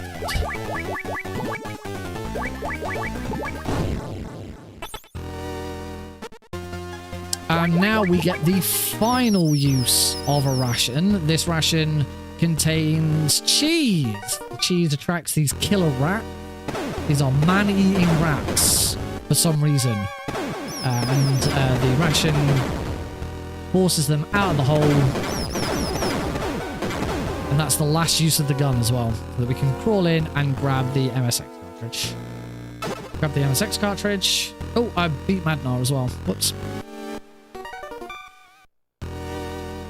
Put that. I want card 4, because that's the card to get into Metal Gear for some reason. He'll use Metal Gear.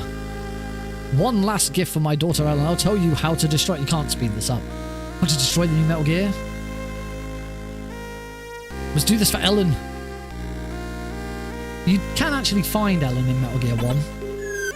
Woo! And now we get transported down to the belly of the building. And we get to fight Metal Gear itself. Being piloted by Grey Fox. Here it comes. And epilepsy warning, flashing light warning for when this fight ends. There is a lot of flashing. Very, very simple fight. We've got loads of health, so we don't have to worry about that. We just move to here. 1, 2, 3. 1, 2, 3, 4. 1, 2, 3. Oh, missed. Oh, I'm still missing. Oh, I'm still missing. That wasn't very good. There we go. That is Metal Gear. Metal Gear D destroyed. Split as soon as we get the full white screen. There we go. But it's not over yet, Snake. It's not over yet. We need to get rid of all of the items in our inventory because they're all on fire. And we're going to go and fight Grey Fox. This is supposed to be a fist fight, but we don't want to do that. We're just going to do that instead. We're surrounded by a minefield, but we've got more health than Grey Fox, so we just let him. We run into the mines and have the mines kill him instead. He's going to quote unquote die. I'm going to see if you've played Metal Gear Solid 1, you'll know that he's not really dead. Sort of. He is dead. They actually bring him back from the dead. He's more machine now than man, twisted and evil. And it's Big Boss, talking to more machine than man. With his cybernetic enhancements. Big Boss is a little bit of a puzzle fight. We want card 1. Gonna go and grab one of these rations because we still need these. In here, grab card 2. Equip card 2. Ignore both of those doors because one of them contains card 6 that we don't use. There's card 6. Card 3 is under this table. I'm gonna equip the ration I had and use that to dissolve that acid. Back to card 3. It's going to get us into here to grab card 4. Card 4 is going to let me in here to grab the lighter. Be careful I don't walk into the acids. We'll keep card 4 on me. And head into here. More acids. Grab card 5. Equip card 5.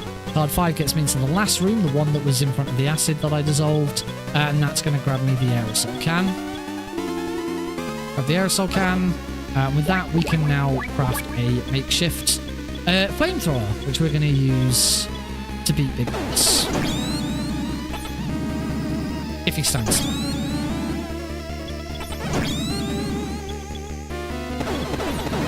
Kind of want him to move on to the next screen to the right, but he's not going to. Oh, I can just stand here and beat him. There we go. Here, and Big Boss is defeated. For real, definitely. He's definitely dead, 100%. We killed him at the end of the first game, except it wasn't him. It was Venom Snake, who wasn't invented for 20, 30 years after that game released. This was the actual Big Boss. He was definitely dead and won't make a reappearance at the end of Metal Gear Solid 4. For definite, real. We're done! Just the escape to do. But there's a guard. No. Oh, it was just Holly. Good job, Holly. Well done. Got a call from the pilot telling us he's going to rendezvous with us. Now we got to get out of here. So we're going to go for a run. Oh no. Mandatory alert. Well, we do get the awesome escape music now. And Snake speeds up. They proper get to jog on to escape. So look at this pace. Punch the elevator. Look how far he goes here. Whoa! Him going all the way down to the bottom of the elevator there, that's not me. That's how far he runs into the elevator. I don't know why he does that. Pretty weird. So now all we've got to do is get to the end. This is the final split, so I must make sure I don't split. I forgot to add on an extra split for the credits. Normally time would be...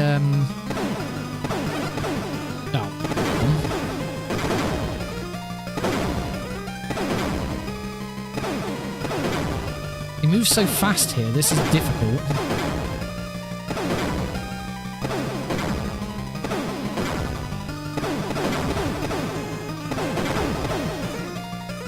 Out of ammo.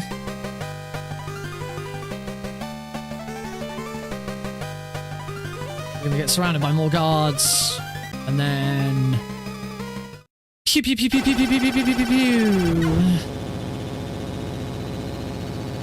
It's okay because here comes the chopper. We're saved. Now, time for this run on the RTA would normally be when the screen fades to black. Because we're on the multiple Metal Gear run, we do have to see the credits. We do have to see the time will actually be when the final score screen comes up, which is in a couple of minutes' time yet. That was actually a really good run of Metal Gear 2. I would not surprise me if that was a PB just for Metal Gear 2. I did a run of... I don't think it is, but it could. There was still some stuff that went wrong. But, I don't know. We'll find out. I can't remember what my PB... I got a PB yesterday. I did a run offline yesterday. And got a new PB. I can't remember if I've got to keep holding. Oh no, we got the... We get the main credits here. I can... So yes, I did a run yesterday offline of Metal Gear 2, so that I finally had a decent one to submit to the leaderboards. That was a 57-51 for Metal Gear 2. Just Metal Gear 2 runs, they are timed by IGT. Metal Gear 1 is timed by RTA. I don't know why Metal Gear 2 is timed by IGT, because it has the same issue as Metal Gear 1. The reason Metal Gear 1 is timed by RTA is because you can death abuse. You can death abuse. You can abuse death. That's what I'm trying to say. Yeah, if you die and take a checkpoint, your checkpoint reverts your IGT back to the time you were at when you got that checkpoint. There are actually some uses of that trick in Metal Gear 2. I haven't been doing them because I've been preparing for RTA runs. So in RTA runs, you don't want to do that. You want your RTA to be as fast as possible. I believe there's 2 tricks that you do. One is after you grab the pigeon, you call Marv and you call Madnar.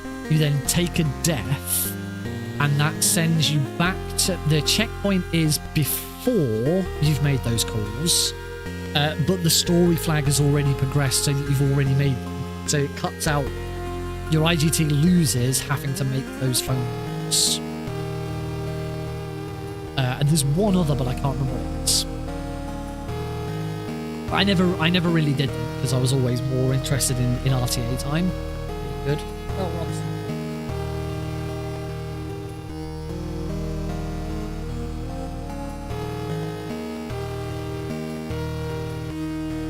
so, whilst we're waiting for the credits, let me pull open speedrun.com and see how this actually stacks up. The Metal Gear Duology, as I said, there was no way this was going to be anywhere near world record because I am not playing the fastest versions of the game. For that, I need to play the PS2 PAL version, which we're going to do next.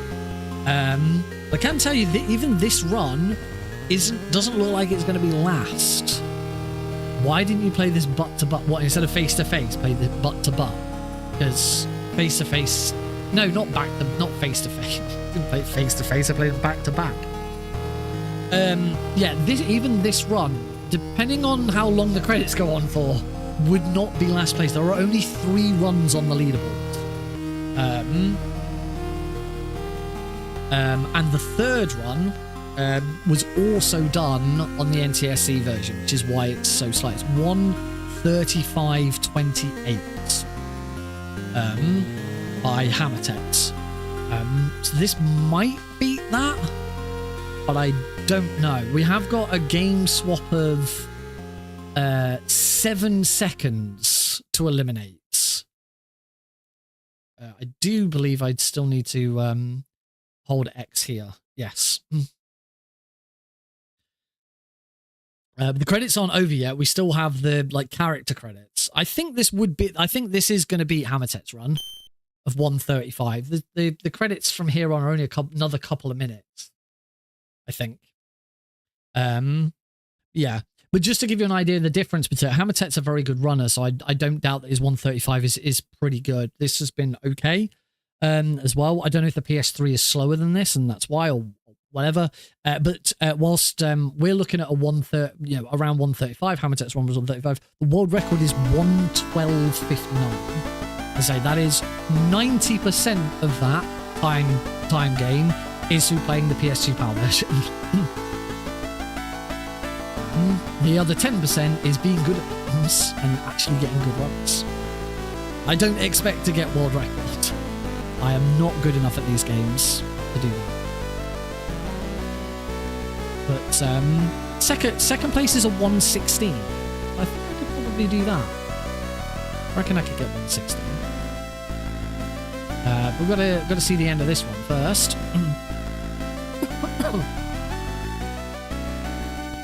Johan Jacobson, whoever that was. I think he's one of the support staff. Master Miller, recognise him from Metal Gear Solid 1. He was also one of the support staff on the radio. He never called. Pierre Marv, the lead scientist. Frank Yeager, aka Grey Fox. He definitely did. Gustava Hefner.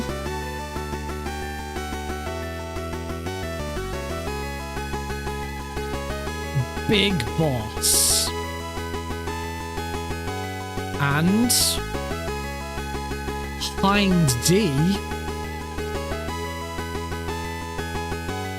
For some reason, Hind D gets a credit. Metal Gear D makes sense to get a credit because it's Metal Gear. It's the title character. None of the other bosses, but Hind D just sort of sneaks in there with one. And of course, the man himself, Solid Snake. All right, ready on time and time 1 hour 33 minutes and 21 seconds. That is third place on the leaderboard with a 57.08. That is a PB for Metal Gear 2 as well. Wahoo! I wasn't expecting the Metal Gear 2 PB there. It almost certainly wasn't a PB for Metal Gear 1, but I couldn't really tell you. I'd have to go back and check. But yeah, that's done. We've got a duology run of the Master Collection. And as I say, a nice little bonus of that is we get a decent, it was 57.51 yesterday. So that is a 43-second PB for Metal Gear 2. Nice. Cool. Yeah. We've done that one. That's it. We've done it. We've beaten the run that we needed to beat. So next up, we're going to do this run again, but we're going to play the PS2 PAL version, which is significantly faster. But that is the one where we're actually going to get a decent time to submit to the leaderboards. Only kind of want it to be a one and done. I don't want to keep sort of going on at this, but we'll see what happens. We're going to take a break before that. If you've been watching the VOD of this on YouTube, thank you very much for watching. I hope you've enjoyed it. Go check out some of my other videos. Yeah, come check me out live sometime, where I am raising money for charity as part of this series. Raising money for City of Sanctuary UK. You can type !donate in the channel if you're watching live right now. If you're watching the VOD on YouTube, then there is a link in the description below. So I will, see you in the next video.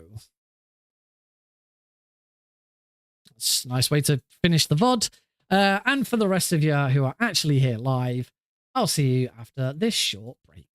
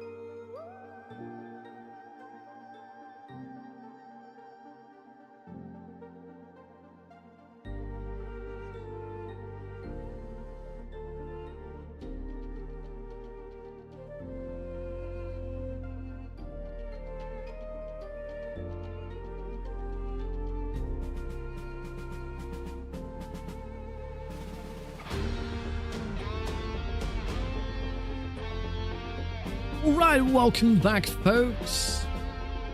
Who's ready for round 2? A slightly faster round 2, or at least it will be when I select the right game. We'll talk about that in just a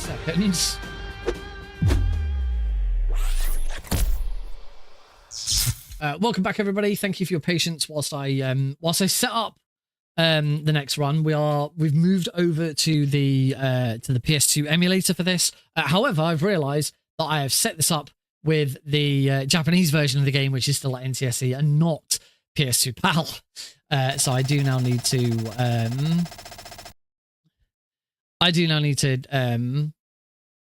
change this.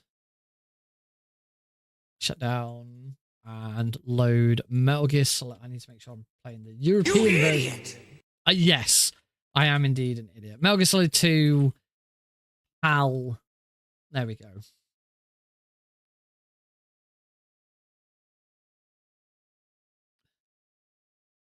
I need to just set a save state for Metal Gear 2 because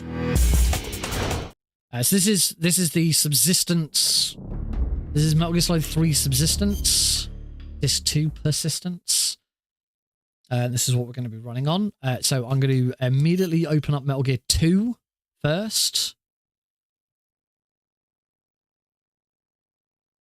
So that I can grab a save state so that we can very easily swap back to this game.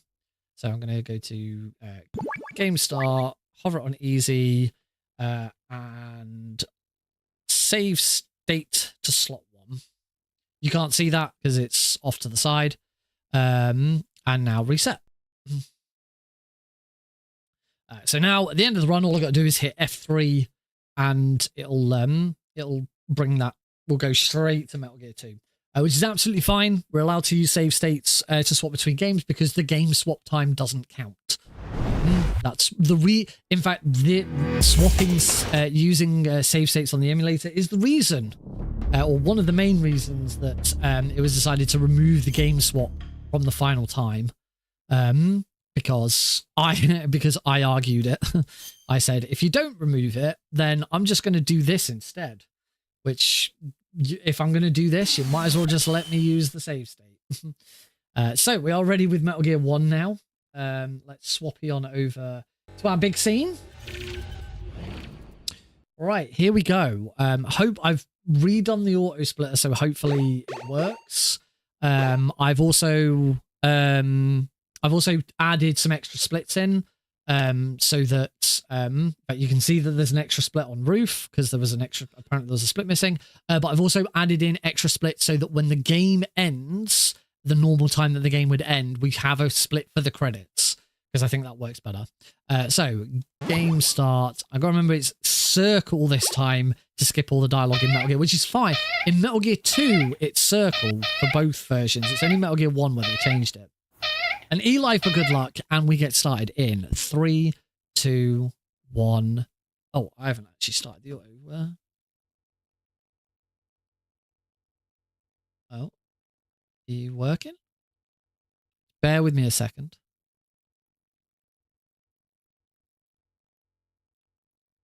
There we go. I just needed to reset it. All right, try again. 3, 2, 1, go. It hasn't worked.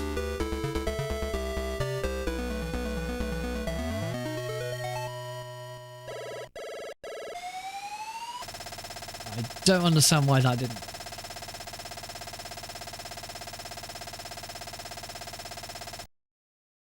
What the frick?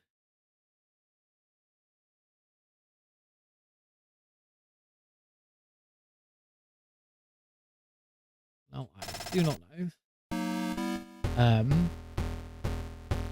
All right, we're gonna obviously restart this and maybe won't try and use all split, but I will be back in just a moment because I can hear a baby crying.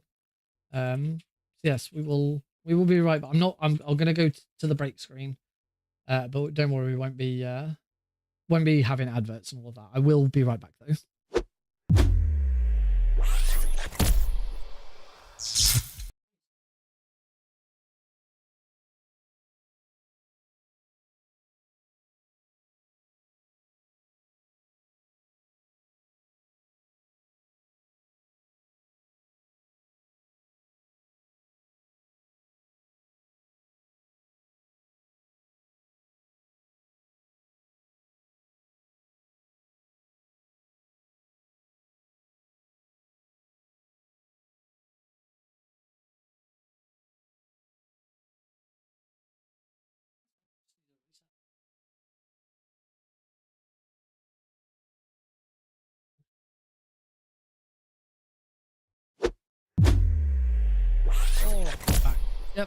It's fine. He just needed a quick reset.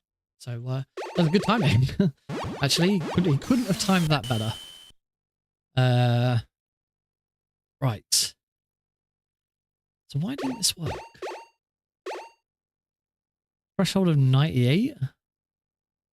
I don't know. Maybe we don't worry. Maybe we won't worry about it. Or maybe my region's incorrect. Bear with me a second, folks. That only went up to 96. I could just knock the start image down and hope the rest of the images work. Just give me a second just to knock that down. It'd just be easier if I didn't have to split from because I don't know how to split from Metal Gear 1. So images, where's our start image?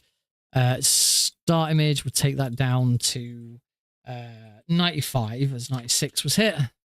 Hopefully the rest work. We'll see what happens. All right. Oh, it is Mash X to. Oh, I don't know. I'm confused as heck. Oh yeah, it is Mash X. It's Max. You skip with circle in the Master Collection. You skip with X in this. All right. Hopefully this works. Here we go.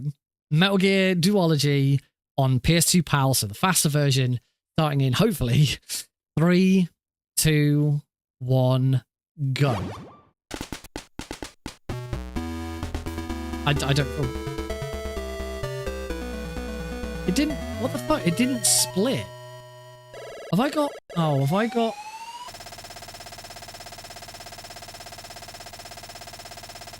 Have I got global hotkeys switched off?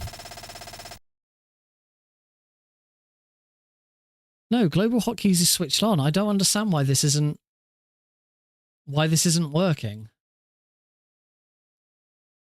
Hotkeys page down. This should absolutely be working. It hit the trigger.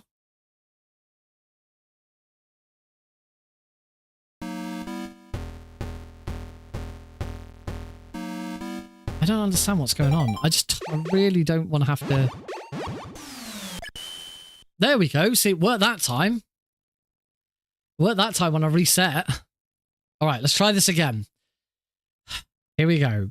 3, 2, 1, go! Huzzah! We're off.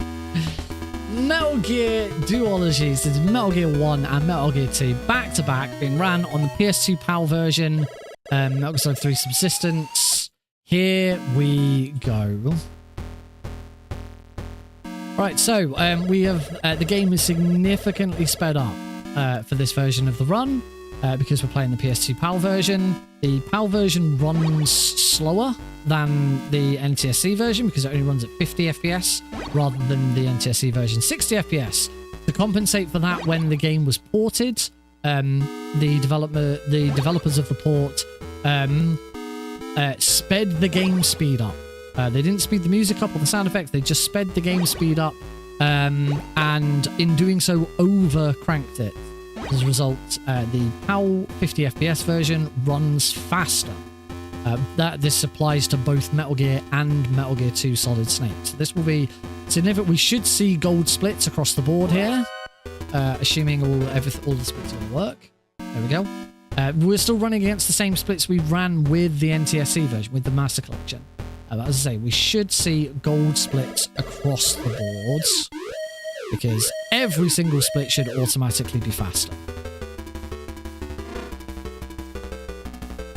Let's go grab some of these dudes. We're going to equip the rations so that it automatically heals me at the right time. I got shot very early on.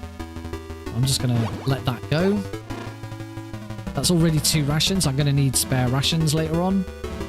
I've been shot again. Not getting very good RNG with being shot here. Mate, could you stop getting shot? Shot. Oh, shot again. Really horrible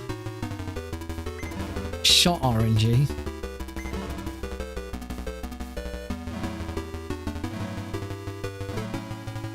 I'm gonna just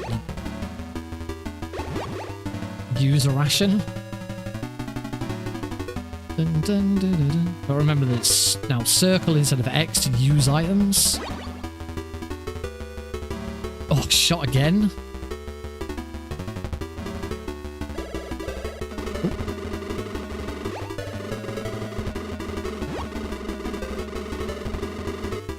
Punch that to stop taking damage from it.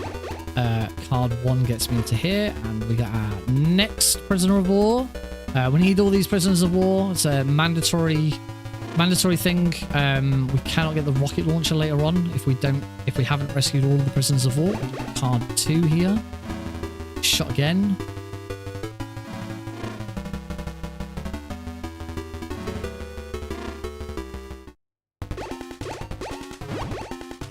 I've used so many rations already. This is insane. Okay, grab that. I actually prefer the NTSC version. I find the PAL version just too fast for my liking. You get a little bit more time to think about what you're doing in the NTSC version. Hey ho. So grab our last prisoner of war for this area. We need 15 altogether. And every time we rescue 5, there will be a rank up. So I'm going to hop down 2 floors. And we can just run straight through this guy, take the alerts, because we're on plenty of health at this point. And we're going to get our first rank ups. This should be guard number 5. It is. Run down here. We want card 1 again. Save this guy. And now we are going to go and deliberately get ourselves captured. Because it's the story. You have to. I'm not saying deliberately get myself captured because I'm doing something weird or anything, but this is just how the story goes. Our way through there. There's a split there.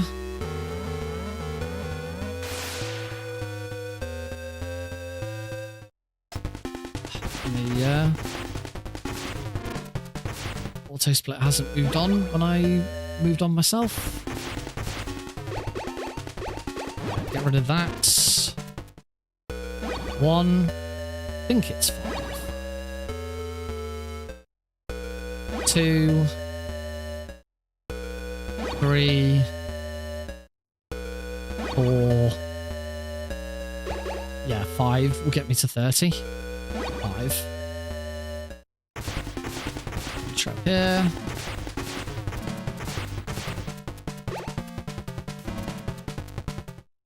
Want some plastic explosives there. And now we can go for a run around here.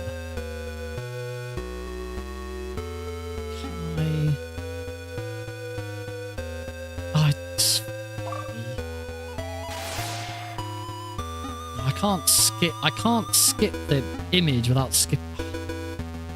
Auto's terrible. Just have to do it manually. Let's see if I can remember them all. Remember to do them this time, hopefully. So, make our way in, grab the bomb blast suit. That's the only reason we came all the way through this little labyrinth. Just to grab the bomb blast suit.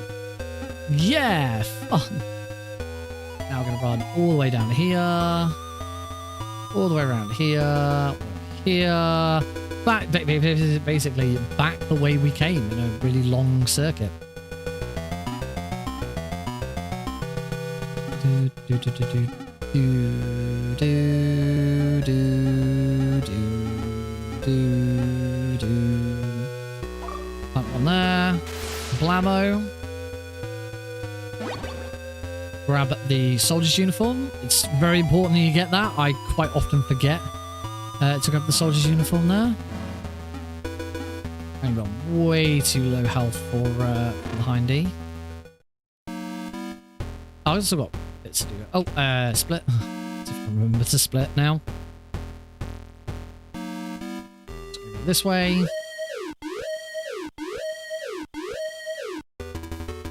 I really would like to avoid getting shot here if I can. So I think I only have one ration left. Try and avoid that shot. Save next dudes. I am going to need to ration here. Here's Machine Gun Kid. We're going to say hi to Machine Gun Kid, and then we're going to say bye to Machine Gun Kids. Run in here. Grab the parachute. Another very important item. And we've got one more prisoner of war to rescue in this building before we leave. There we go. Grab him. He's saved. Go up here.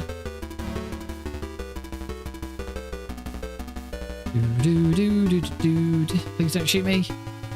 Yay. Cool. And now we're going to head up to the roof.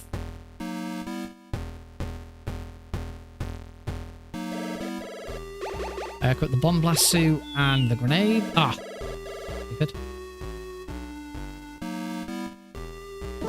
Spotted by these guys. We don't care about alerts in this run, as you can probably tell already. Across the bridge.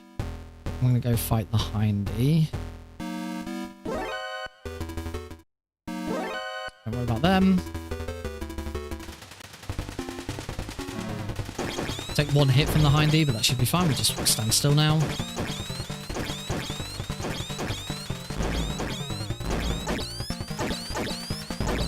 There we go. Hindy is defeated.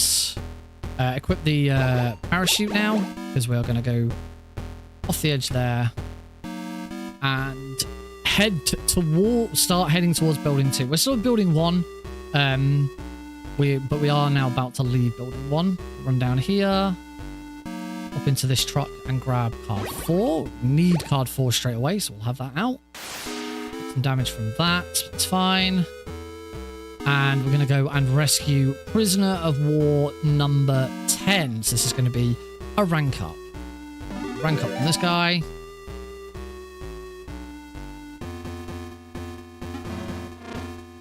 And make our way towards building 2.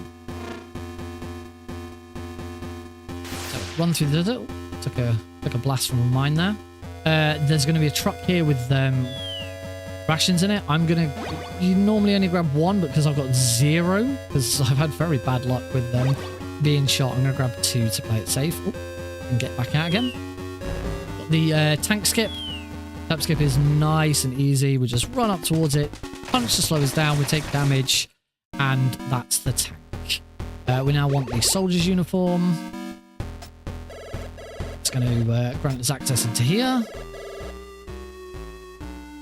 And we're now going to take on the bulldozer.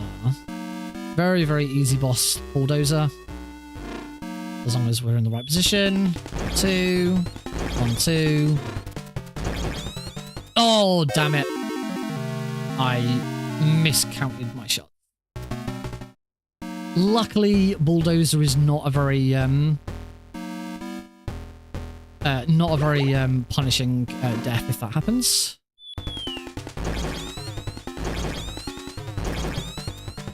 There we go.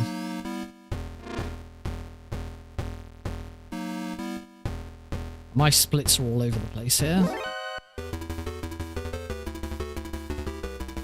So don't worry about the fact that my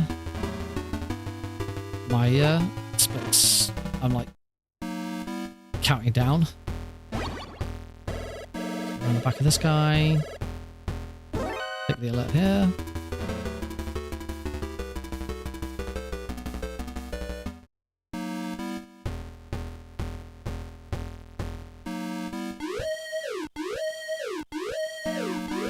And we're going to head up to Hell Roof.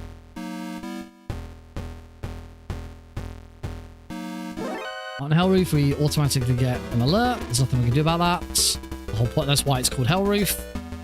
Grab, there's a couple of, actually that might just be the one prisoner of war to save there.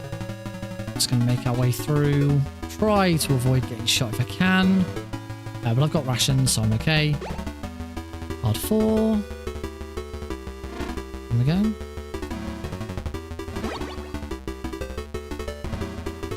I want to swap to card 5 now, so I'm going to use a ration, and I'll swap to card 5. Here we go.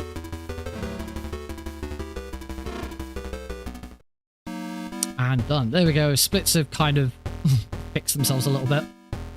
We're going to head all the way down to the basement for our next boss, which is Fire Trooper. Which Fire Trooper is another boss that we just get to ignore. We don't have to fight him. Just ignore him. Run up into here. Get our next prisoner of war.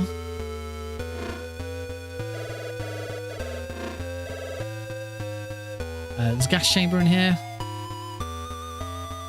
That's why I needed another ration. Oops, all over the place a little bit there. Card 1 gets us through this door. Rescue this guy. Card 5 will get us into the next door.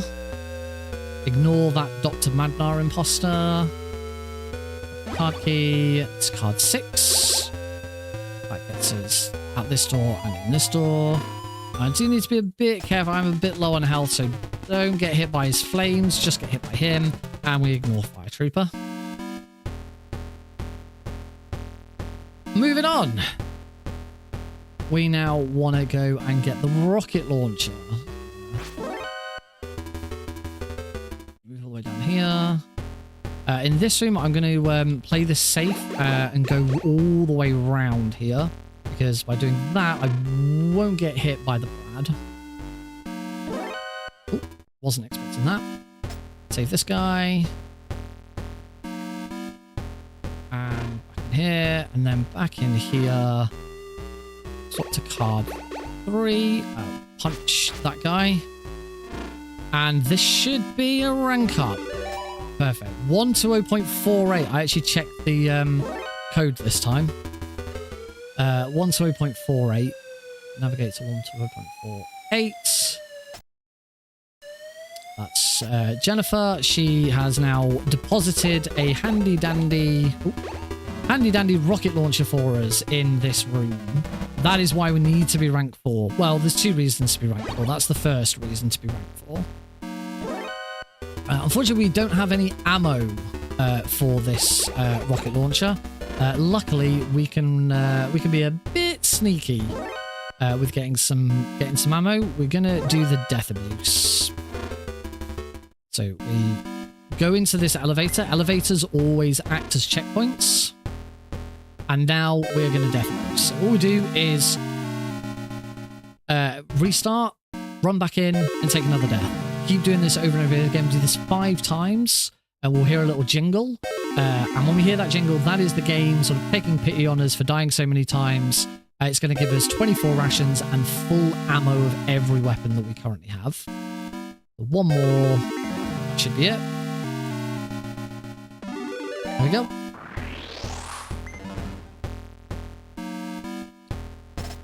Sleepy, so now we can equip the rocket launcher and take care of the bullets.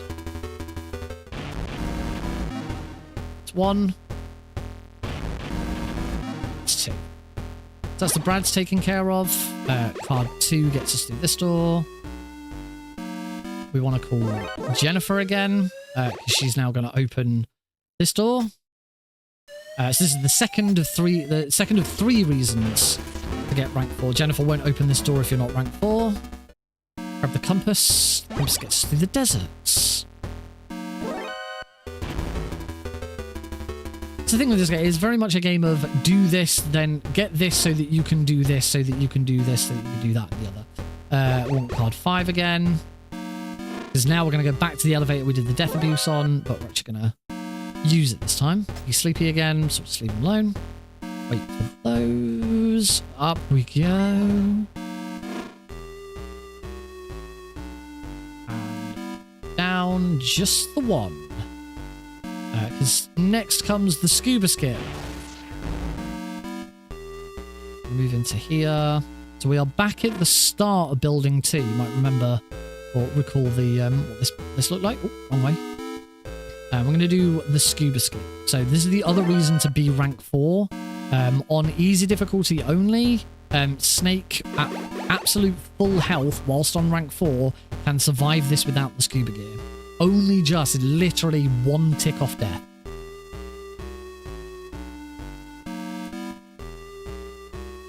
There we go. There we go. He's going to use a ration. I now need card 7. And 2 of those easily kills Dave. And now we just make our way back again. Just before we get in the water, use a ration. Oh, I actually went into the water there. There we go. You cannot use a ration in the water. You must use a ration coming out. Where Dirty Duck was supposed to split there. I'm just going to split it here. Let's use another one.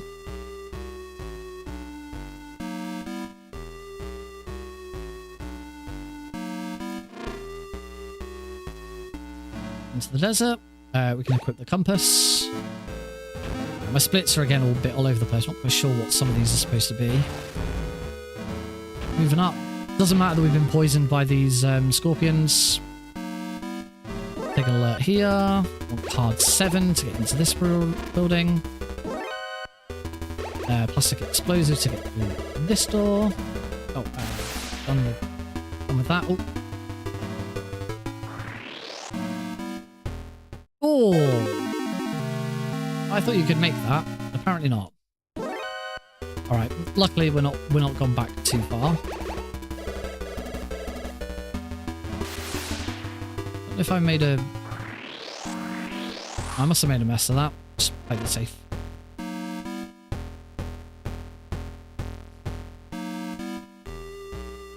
Also means I'm not poisoned anymore because of that death. We do now need card 8. Get card 8 out. We move it into Metal Gear's underground base.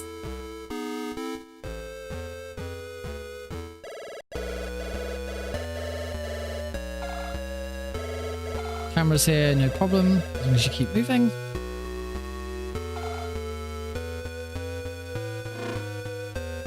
Into the underground base. I'm going to put my rations here because this is a gas room. Hit the gas. Deposit some plastic explosive to get through this door, this wall. I now need card 1. More gas in this room.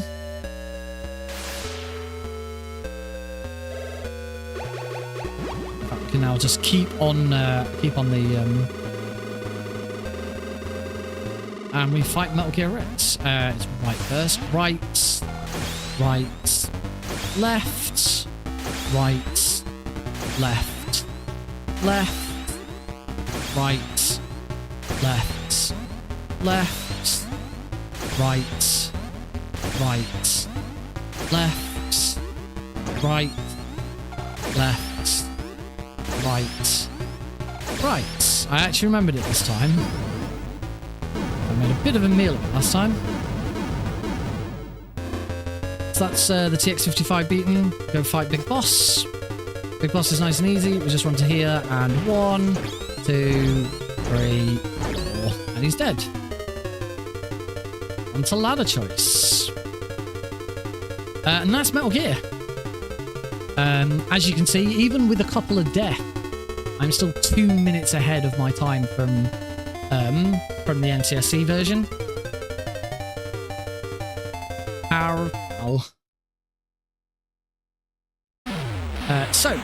That would normally be the end of Metal Gear 1. So that was 21:32 for Metal Gear 1.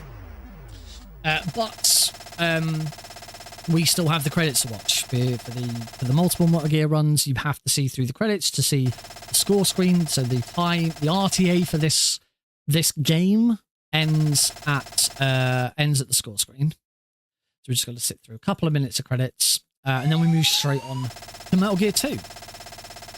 Hopefully we will save even more time.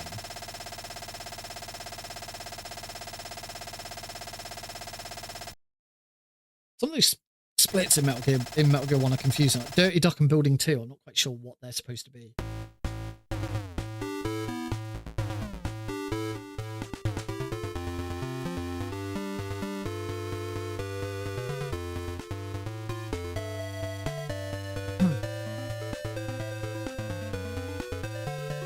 Do do do do do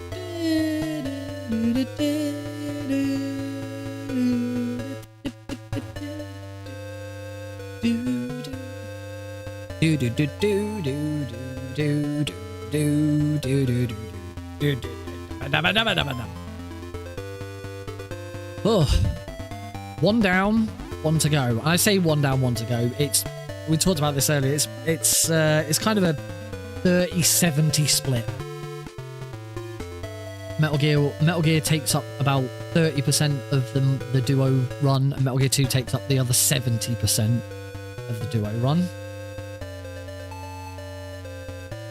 Alright, so we're just waiting for the credit. Luckily, the credits aren't very long in Metal Gear 1. Metal Gear 2, they get a lot longer. Just gotta keep an eye out for when to speed. I don't know if the credits are faster as well, actually.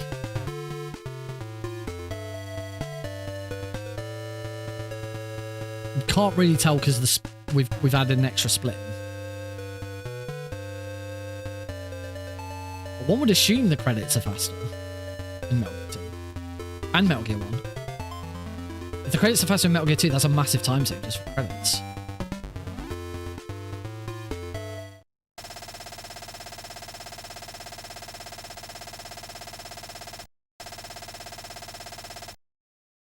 Right.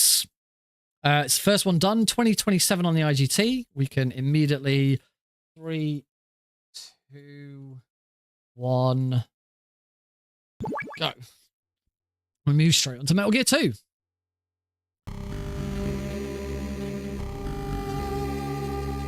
Oh, my game swap was 4 seconds slower. Apparently.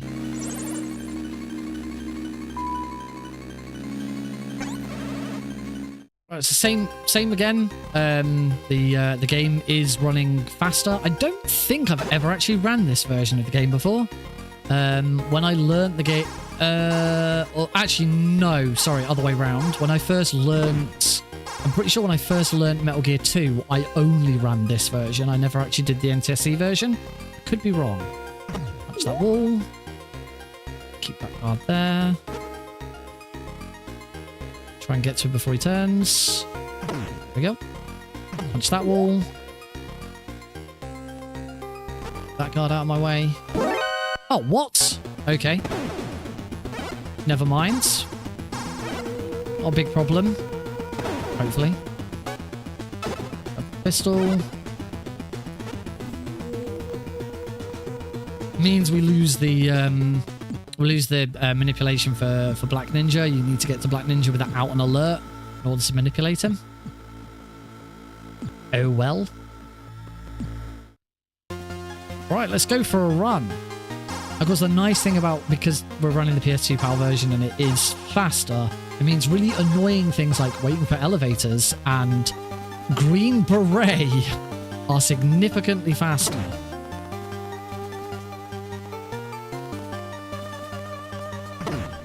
To that guy a lot. I got to that guy a lot better. There we go. Just have to wait there for that guy to move out of the way.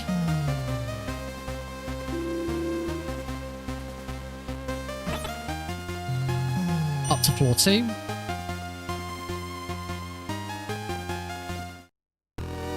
And pop over here.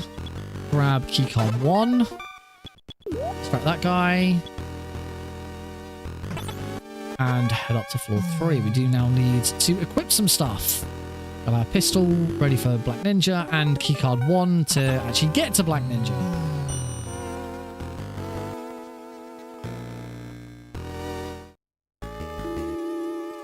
Head this way. Run over and punch that guards. Gas room, which is fine. Won't take much damage from in here.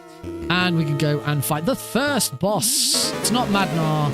It's Black Ninja. It's actually Schneider, one of the first Resistance members we saved in Metal Gear. Oh, he's fast, isn't he?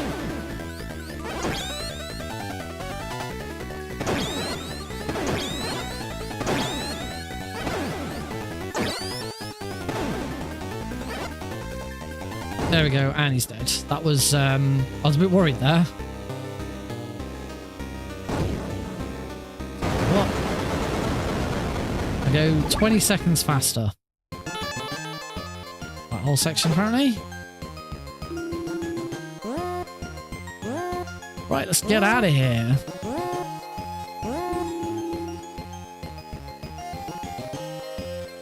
We are done with this floor. That's it. There's so much of this floor, but we go straight to Black Ninja and straight back again. There's like so many rooms in here that we completely ignore.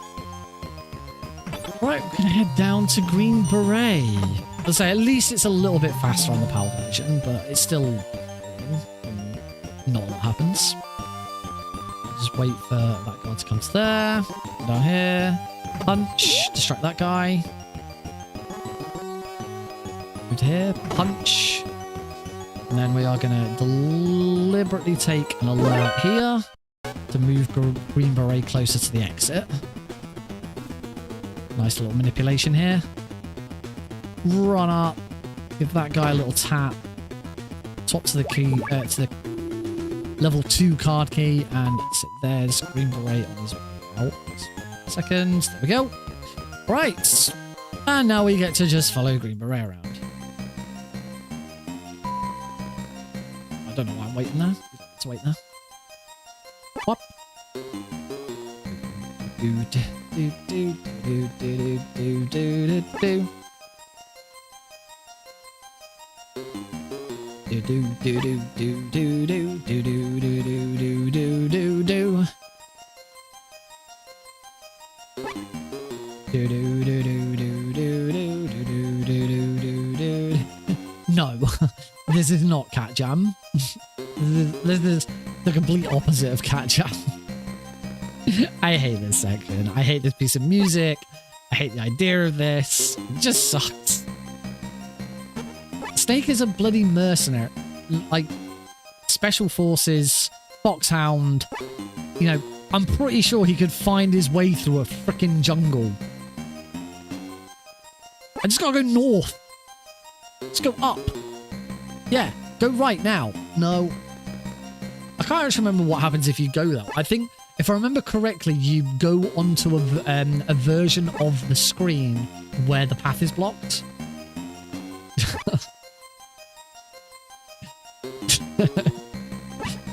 You are some sort of monster.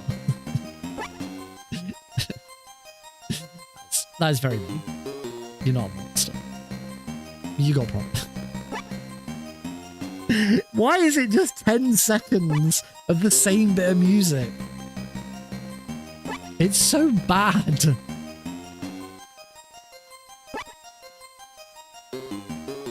Cat Jam didn't catch up. I was wondering why it didn't look like it hadn't done an actual emote. It just says Cat Jam. I mean, we know what you mean when you say Cat Jam, so that's fine. Whoop. Do do do do do do do do do do do do do. What?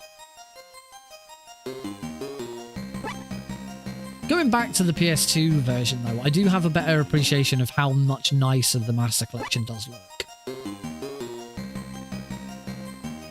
Oh, quick. If you do wait too long to move on to the next screen, the guard will have left. Must make sure you move. Up. Up. But I'm pretty sure it doesn't actually matter how quickly you leave the screen. Because he still continues to move off screen. There, we're done.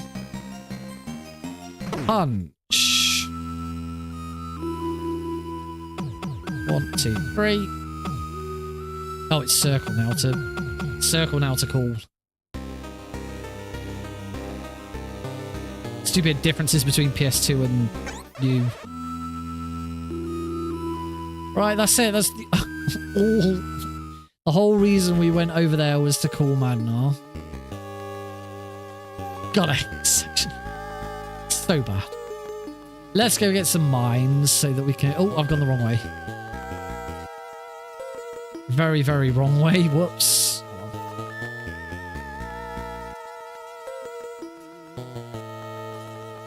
Go get some mines.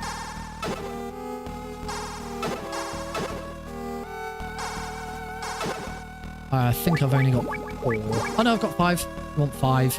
You want 5 because you want one spare one to act as this. This is the item you equip at all times.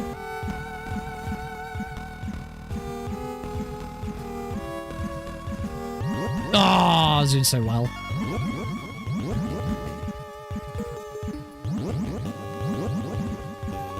One day I'll learn my way around this bloody bog. Ah. It's actually on the... Oh, it is actually on the bubble. The bubbles are really helpful. I don't use them properly. Right, get through before that guard comes. Switch to card 1. And in we go. Is Running Man. He's going to go for a run. Run, run, run as fast as you can. You can't catch me. I'm the Running Man.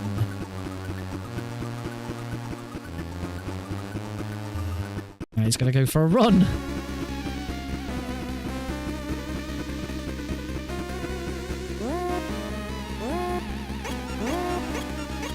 Actually, it's faster to do it this way.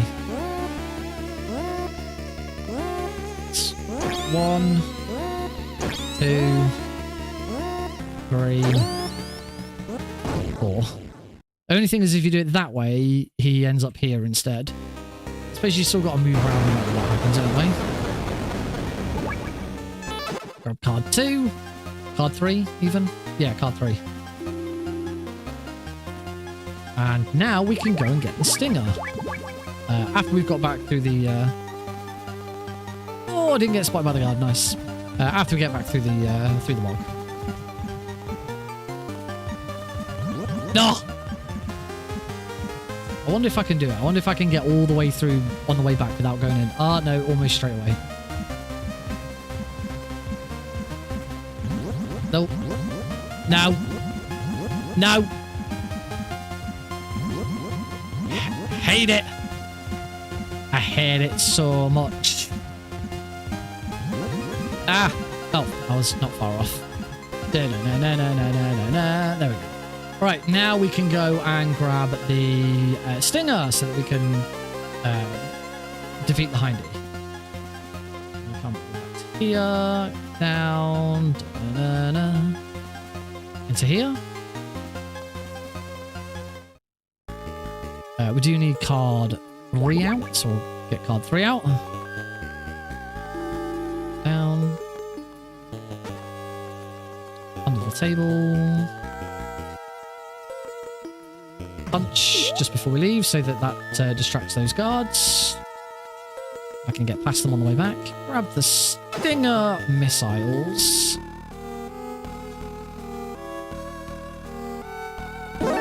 Oh, nice. Oh well. Not a huge issue, that. Cool. And now we can go back in the jungle again. If only this was the worst back shot. Lol. That guard spotted me. That was funny. So that'll... Hey, Callista! Oh, we'll go up here. Make our way over to the hindy. Take some damage from a mine. Take some more damage from the mine. Take some more damage from the mine. It's fine. We'll go up here. No. Punch that guy. So I can go through here.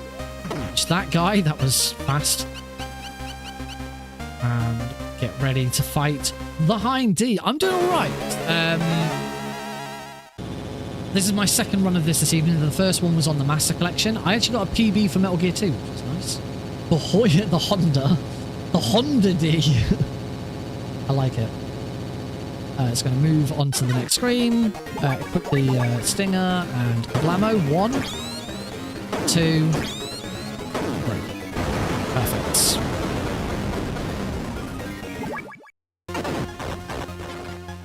Got the mines and move on. Thank you. I wasn't expecting it. My NTSC, my HD collection run would have been 3rd on the leaderboard, which isn't last, but obviously it's not the PS2 PAL version, which is much faster. This should be a much better run. One and only use of the cardboard box across the whole of the Metal Gear Duology. If you're going for the Metal Gear Trilogy, which includes must answer that phone call, which includes Metal Gear Ghost Babel, which is the Game Boy Color Metal Gear Solid, the cardboard box gets a huge amount of use. In fact, there's a whole level dedicated to the cardboard box in Ghost Babel. I have ran Ghost Babel. I learnt it. I didn't enjoy it that much. It's if you think these games are complicated, Ghost Babel is way more complicated. And it does have some rather tricky skips. An epilepsy mod. It wouldn't surprise me. The particularly the worst culprit is no. I've got no. I was supposed to go down. We're gonna go. Oh, I don't even know where this goes. Oh yeah, no, I do. Well, this is a time loss. Run dead. Reset. Now we go all the way back down to P1. It's fine. We're plenty of time ahead. So maybe this won't be a one and done. It probably shouldn't be a one and done. Depends how well I do.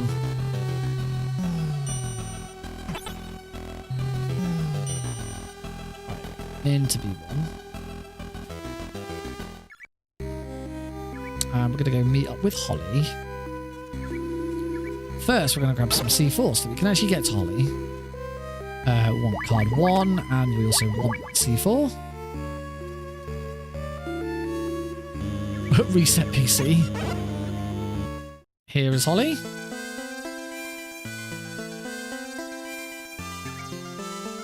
Oh, look at that. Look at that time loss. Ugh. Boo! Every single split should be gold in this run. Go for a dive. Whee! Up.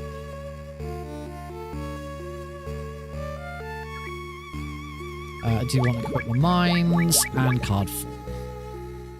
We're going to head to the armory in building 1. We are now back in building 1. And the armory is on B1.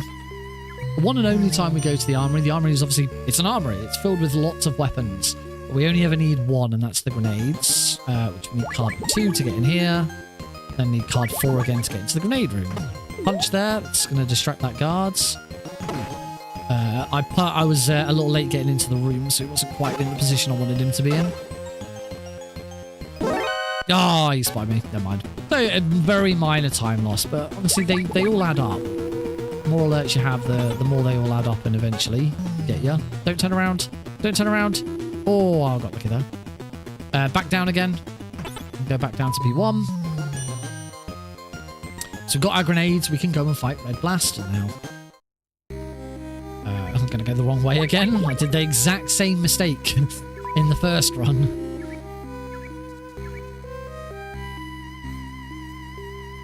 And go for a swim. Take a hit there.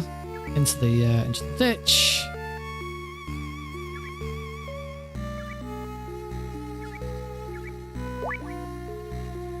Go, Snake, go. I always hate that bit.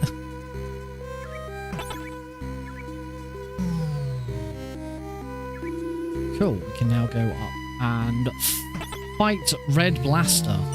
Got a bit of a trek to get there. There's going to be an even longer elevator ride to get to Red Blaster.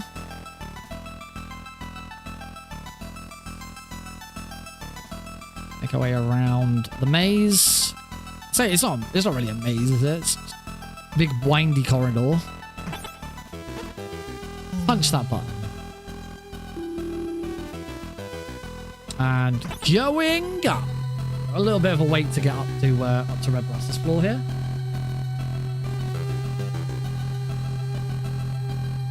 Whilst we're on our way up, I suppose, I will equip my grenades and equip the green ration, because we're going to need that to get the pigeon. One sort of big RNG moment here is the pigeon. I've had really good RNG on the pigeon recently. Nothing beats Tuesday's run, though, where the pigeon was just wandering around on the floor and he wasn't flying. That was weird. Here comes Red Blaster. Approach from the... Tuesday was wild. There's some weird stuff going on Tuesday. Gonna throw a grenade at him. Move to here. Throw another grenade. And now just... every time a grenade lands, throw the next one.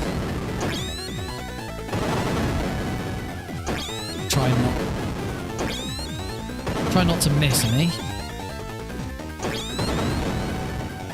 Oh, Red Blaster, where are you going? Oh, sugar. That was awkward.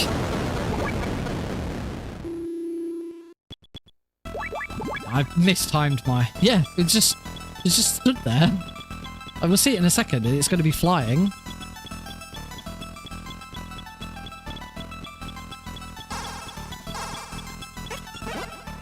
Oh, you could see its bloody... where is it going?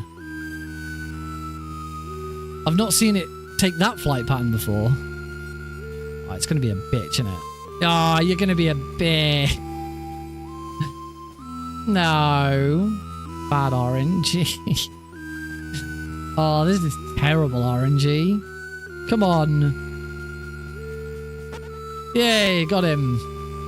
Right, we now call 140.51. That is Marv's number.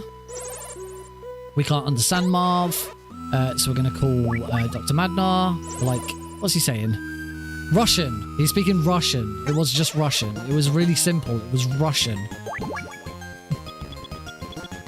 I thought it was some other... I thought it was like Lebanese or something a bit more obscure. But no, it's just... he's Russian. We need Gustava because she speaks Russian. We're now also done with that ration. We can use that ration however we want now.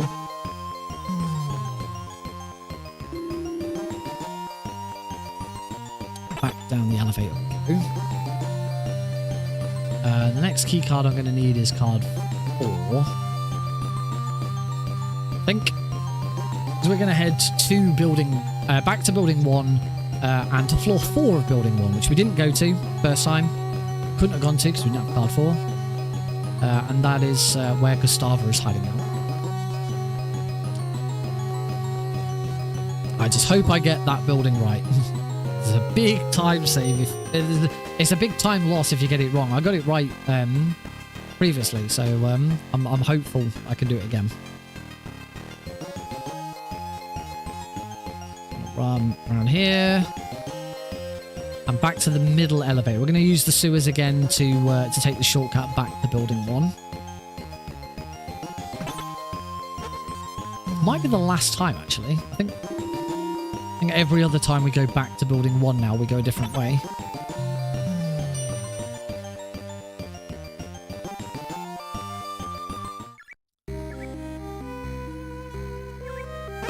Some damage from the mines. All the way down the ditch. And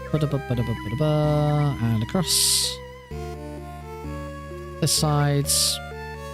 There we go. And make our way to floor 4. We're going to do an elevator transfer partway through because the elevators in this game don't make any sense. Why that elevator doesn't... Why there isn't just one elevator, I don't know. So that goes up to floor 2. We have to get off here. Now we have to swap.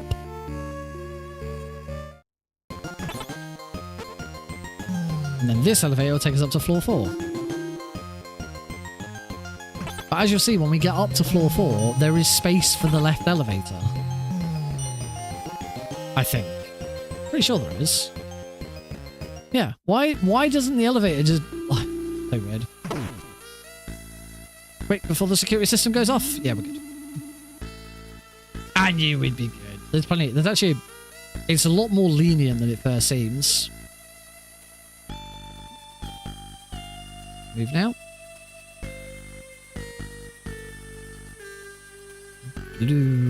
I want card 1 now. This bit's a good bit for testing your memory. Can you remember which card is for which room?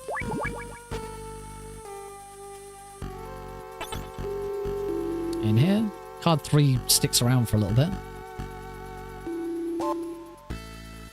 That guy is fake. That guy's fake, and that guy's... sorry, those guys are real, not fake. And now we're going to head over to... Move straight away, actually. Yeah. Oh, wow, she's gone straight in. That was fast. That might be because I didn't have an alert. Gustavo and Marv have a bit of a chat. She's like, yeah, we've got to do stuff. I can't remember what he actually says. I'm going to go use the secret women's bathroom elevator. An absolute marvel of engineering. Where better to hide an elevator?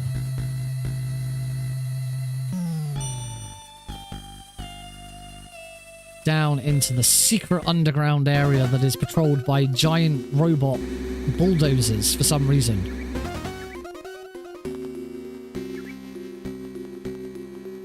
Wait for that one. And we're going to go and meet up with Dr. Madnar. Oh, wasn't quite up against the wall there. In we go. Up. Going up. Bing. I'll have a chat with him. And he's going to join us.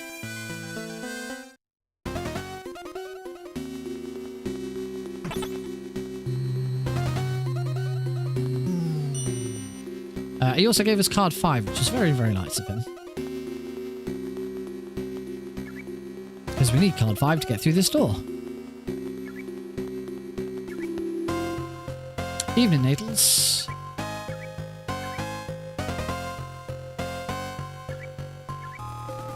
Madnar needs a break. We've only been walking 20 seconds. Madnar's like, oh, I need a break. Gustava and Snake have a chat about Gustava. She's an Olympic ice skater. And she also talks about her ex-boyfriend.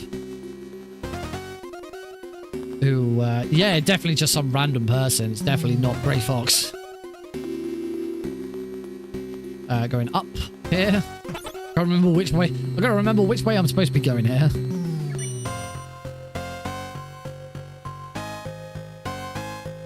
And yeah, if you don't want spoilers, don't look at live split right now. don't look at what split we're on.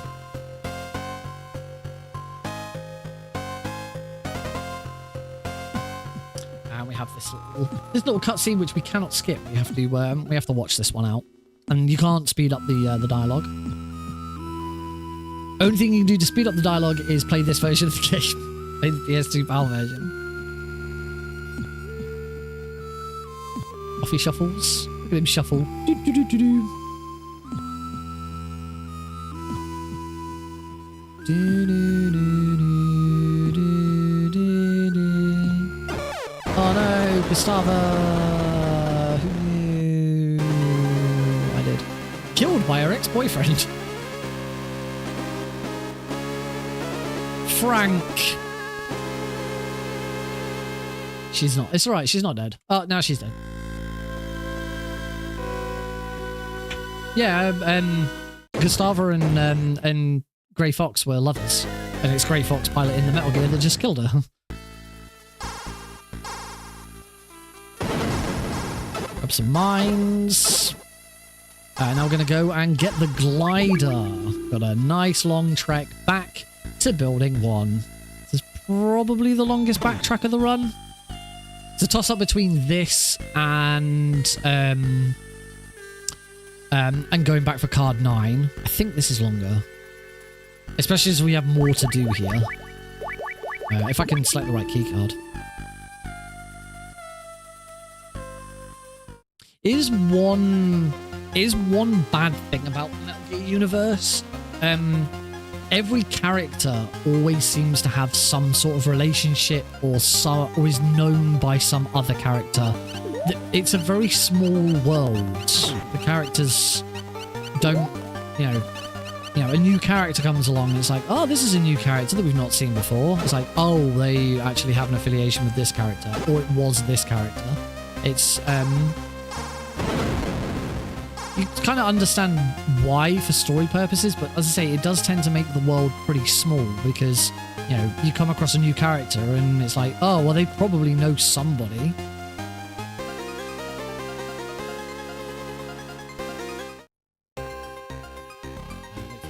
Turn. Punch. Any opportunities to punch that guard is a good one. If I wander over here.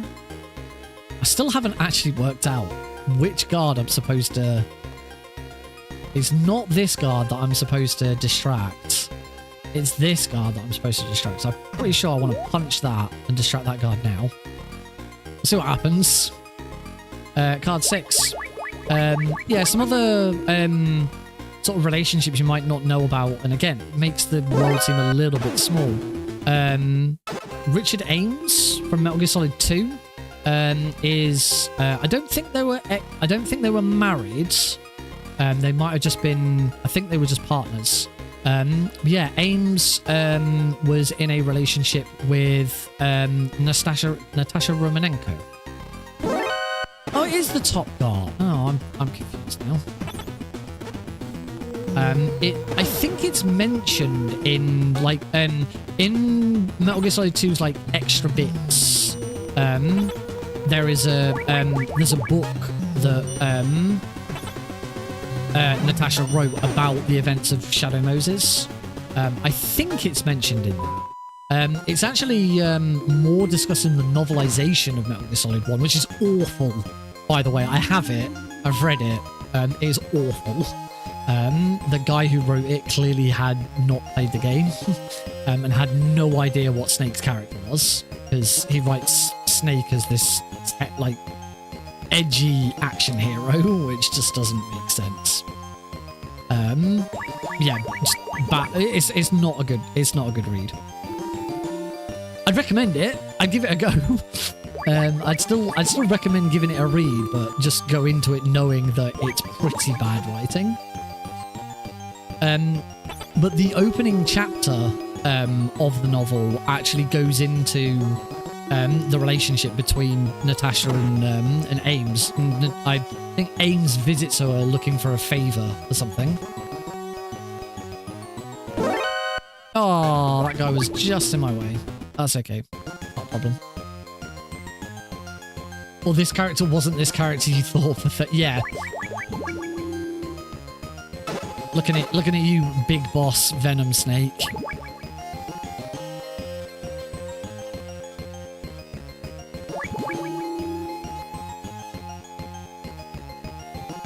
I've been doing that room wrong. I wait for the key, I wait for the brooch to change shape. I wait for the brooch to change shape and then equip the card key and open the door. I should equip the card key, open the door, don't leave the door, and then equip the brooch. That would be quicker than swapping in between the card key. I think. I don't know, it might not be faster. Anyway, off we go. Back through the sewers, past the big weird bulldozers. Which they had to be made down there, right? Trying to think of some other weird character relationships. There's the whole triangle between Vamp, Fortune, and Commander Scott Dolph. That one's a weird one. So if you remember Commander Scott Dolph, who gave the speech to the Marines in the tanker section of Metal Gear Solid 2. He is Fortune's dad, and he is also Vamp's lover, because Vamp is bisexual, which is where the name Vamp comes from. He is not called Vamp because he is a vampire, he is called Vamp because he's bisexual.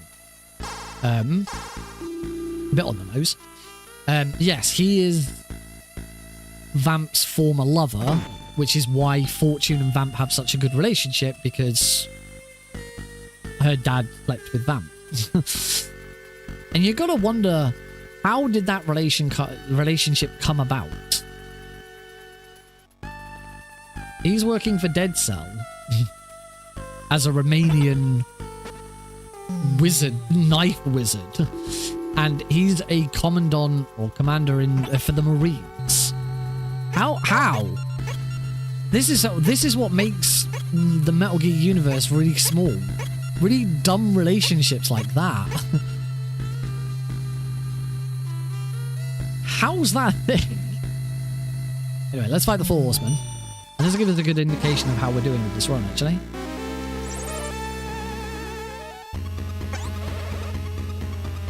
Here they come.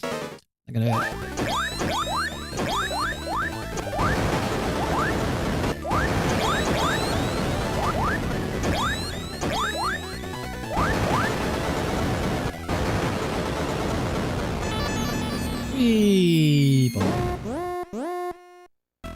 So that's the Four Horsemen. We are coming up to 5 minutes ahead, which is good.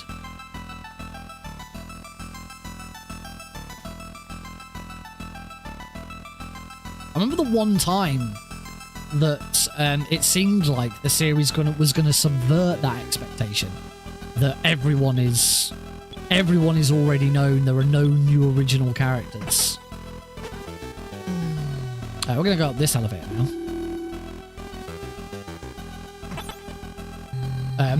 Yeah, and there are no new original characters.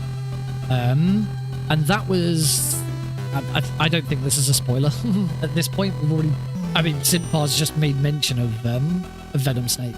And that is in Metal Gear Solid 5, when you get a call with... you have a call with Ocelot. And Ocelot tells you that they've run a DNA test on Eli, because there is the suggestion that Eli could be one of Big Boss's clones from the L'Enfant Terrible project. So you decide, as a team, you decide that you're going to do a paternity test, and Ocelot comes back and he tells you that the paternity test was false, and that Eli is not Big Boss's son. And at that point, I was a bit confused. I was like, oh, does that mean this isn't Liquid? And of course, that should be one of your big clues that no, it's not that he's not Liquid. It's that Big Boss isn't Big Boss. But that's what as I say, I genuinely thought that is where the series was going to try and subdue the idea that everyone is already known by saying, oh, this Eli kid is not actually Liquid. It's someone else. It's some other character. We're actually not going to introduce Liquid at this point. But then the game goes, actually, no, you're not Big Boss. Spoiler alerts for Phantom Pain, by the way.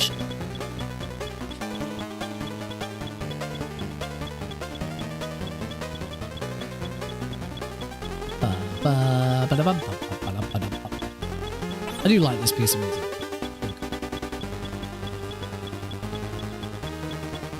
How would it... Yeah, I mean, surely a clone would pass a paternity test with absolute flying colours. You can't get much more of a match than a straight-up clone.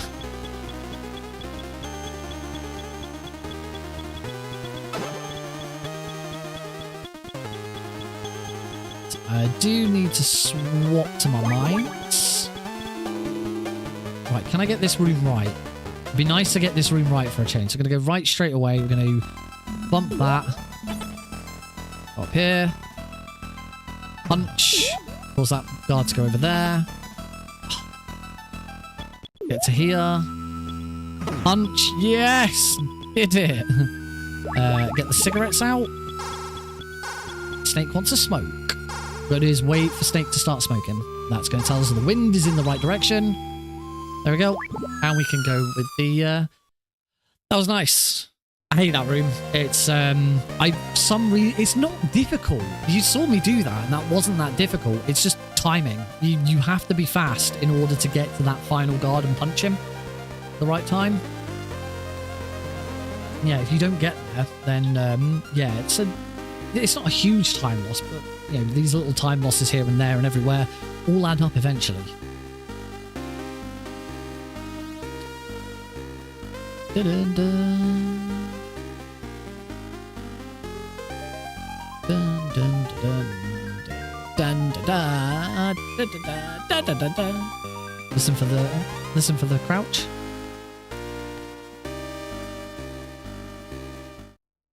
Oh, he didn't crouch. There's usually a crouch noise there. Right, we need grenades and we need card 7. Drebin's a very good example that does subvert that. Drebin is indeed his own character. Drebin was a brand new character for Metal Gear Solid 4, has no affiliation with any other character in the series. Grab some extra grenades ready for our fight against Metal Gear. Now we just gotta wait for Jungle Evil to... Is that gonna hit? Nice. Oh, that's a bit more precision. Quick, get him before he drops. Not sure if that hit. Whoa! You little monster. That should hit. Yep, that's good.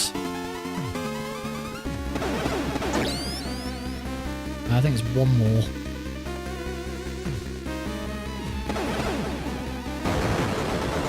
Yep. Lovely. Good fight. That's not time save again. But yeah, I'd say yeah, that's a good example. Drebin.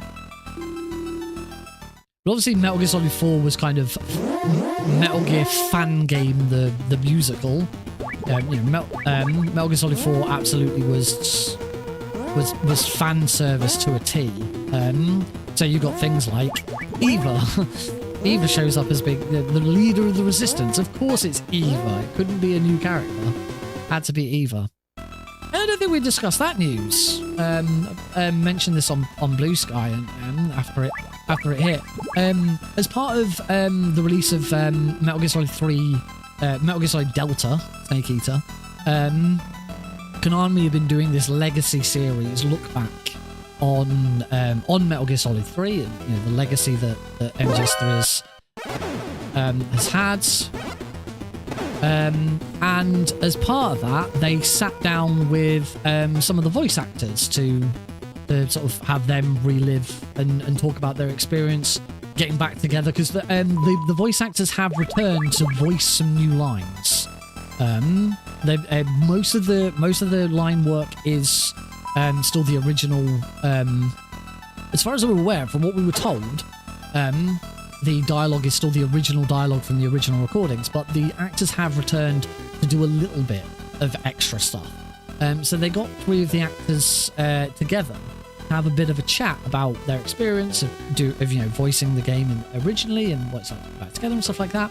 And those actors included David Hayter, who obviously plays Snake. I'm going to say Laurie Allen, who voiced the boss, also voiced Joyce Kinney. No, not Joyce Kinney. No, Joyce Kinney was a replacement in Family Guy. Voiced Diane Simmons in Family Guy, and also voices Pearl the Whale in SpongeBob. But the big surprise reveal, and I can't remember her name, was the voice actress for Eva was there. And the voice actress for Eva has never been known until now. It's only finally revealed in this video that was released yesterday. the credit in the game has always been known to be an alias because the actress Minetti something. I can't remember the exact name that she used, but it was always known to be an alias. Suzetta Minette. That is the credit that appears in Metal Gear Solid 3. And it was always known that it was an alias because that person doesn't exist. That voice actress could never be found on any register or anything like that. It was very, very clearly an alias. And it was an alias used by, as I said, Jodie Benson, who is best known as the Little Mermaid in the original Disney Little Mermaid film.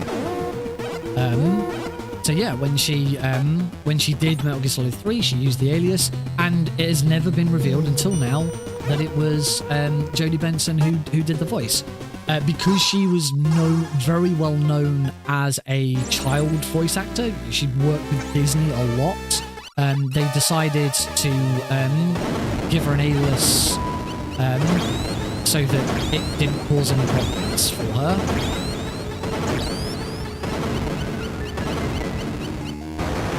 That was not great. We should be okay though. I'll grab spare grenades from the truck again, just to be on the safe side. Actually, I wonder if the grenades in Jungle Evil's room respawn. We've got to go back to Jungle Evil's room now. That's the whole sort of point of this section. The 14 grenades should be in. I don't know how many grenades it takes to kill Metal. 1, 2, 3, 4, 5, 6, 7, 8, 9, 10. 14 might be enough, but I've got to land every single one. I think it's 12. I want to say it's 12, but obviously I've got to make sure I land them.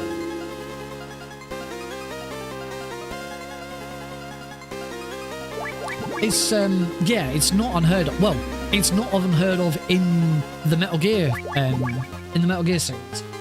Famously, almost all of the actors in Metal Gear Solid 1, barring David Hayter, all used aliases for their voice acting credits.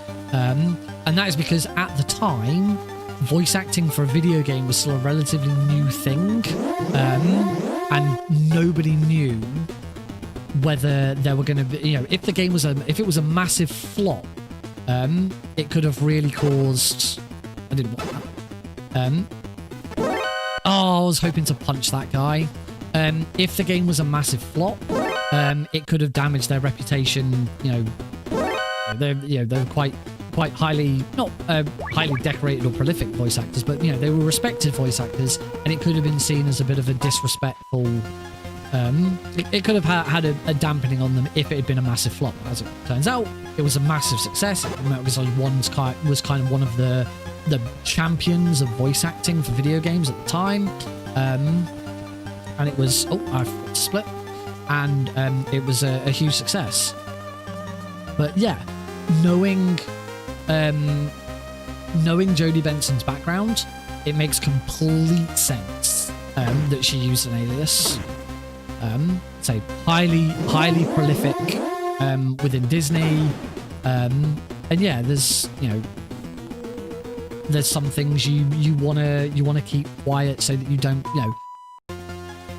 But basically, there's an argument that says that parents could see, oh, she voiced this skimpy outfit laden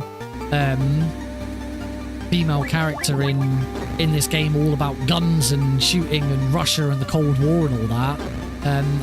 Not sure I really want to watch The Little Mermaid now, because people think like that.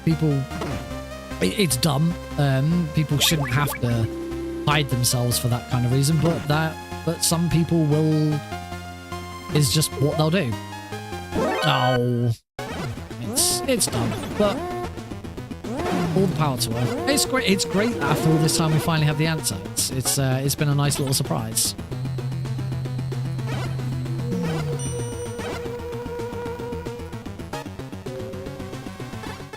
We now need card 9.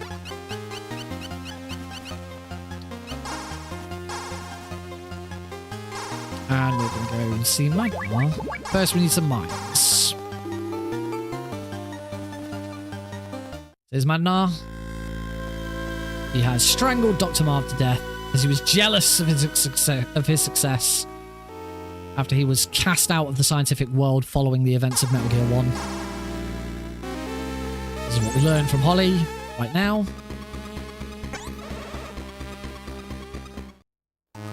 So we're going to have to kill him. He's going to try and kill us first, though. 1, 2, 3, 4. Turn around.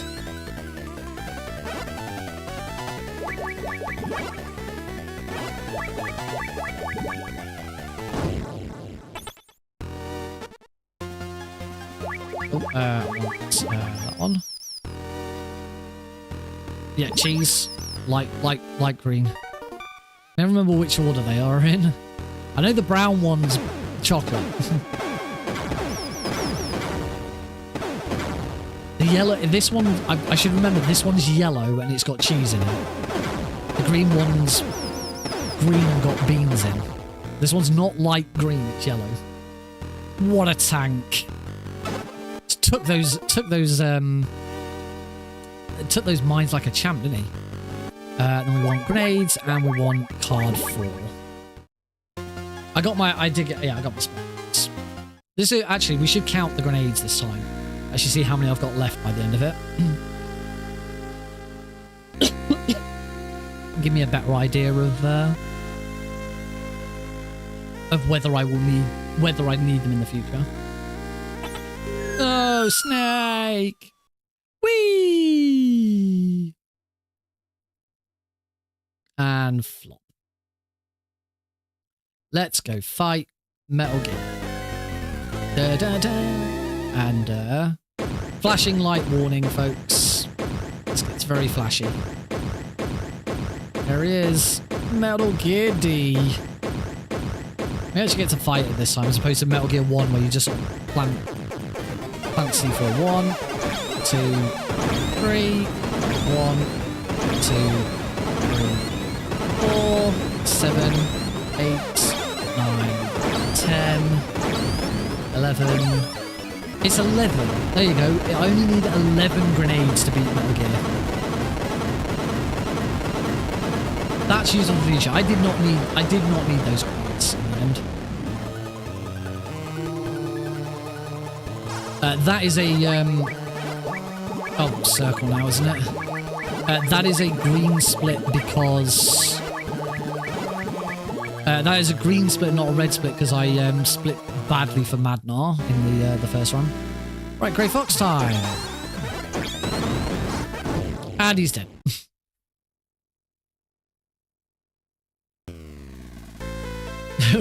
Already more. There's not enough epilepsy in my game. Dun, dun. Right.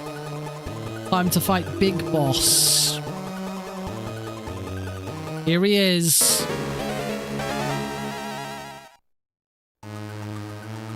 It's funny how in Metal Gear Solid, Snake talks about the fact that Big Boss suggested he might be his father. We never hear that in the game. Never discussed.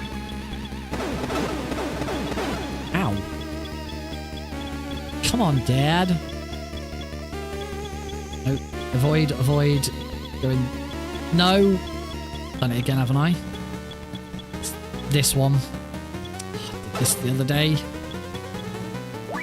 My everlasting quest to not pick up card 6, I keep forgetting that is where card 2 is. Now I want the ration. I want card 3.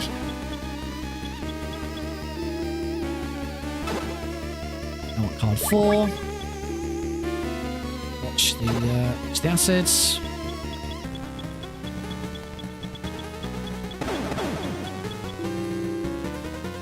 Watch the acid. Card 5 and card 5 gets us. Oh, don't go in there. A lighter. Where is he? There he is. Oh, stay on that screen. No. No, I wanted him to stay on the other screen.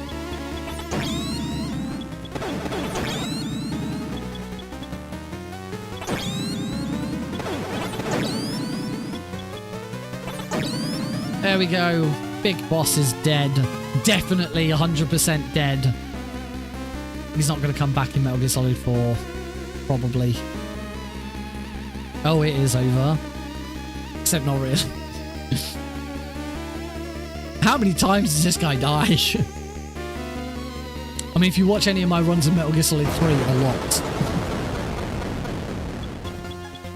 Let's get out of here. No, Holly. I mean, God. I mean, Holly. Or is he?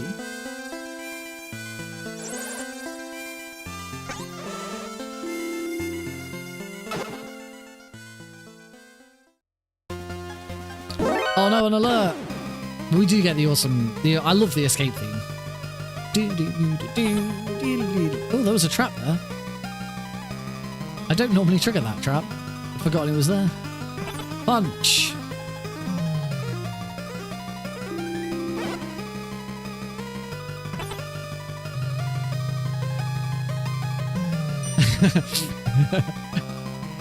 That line, or is he, couldn't be applied to so many so many lines.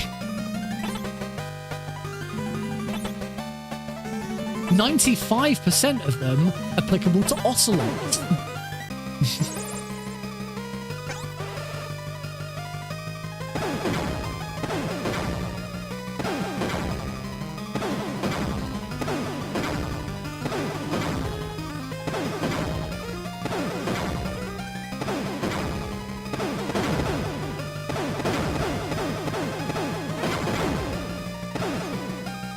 No, Snake's out of ammo. What are we going to do?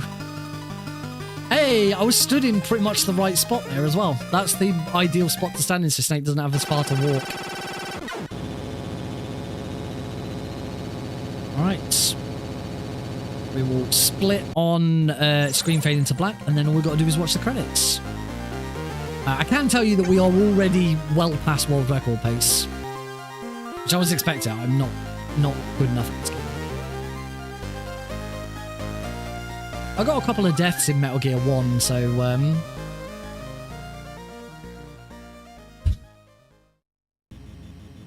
I should probably might want to do this again at some point.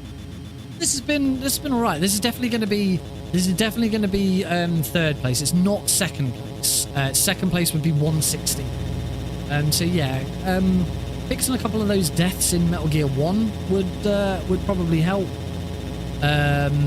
Few mistakes in Metal Gear 2 never help. Didn't get great RNG on the pigeon, but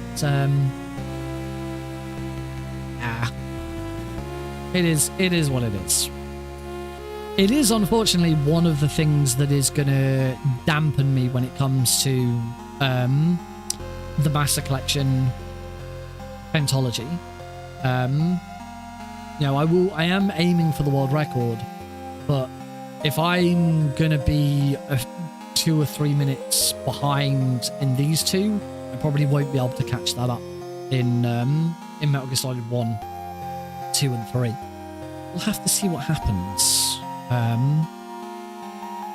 Got plenty of time. I haven't got a date yet for when I'm going to do all 5. On Tuesday we talked about that it could be the weekend before Christmas. The plans that Heidi had for that have now fallen through, and she's not going away with Alex, so we need to think of a different time. I'd like to do it a little sooner anyway, but it's trying to find a time that makes sense. I mean, it might end up just being I start running at 7 o'clock when Alex goes to bed, and we make it a really long stream. I finish at 2 a.m. or something like that.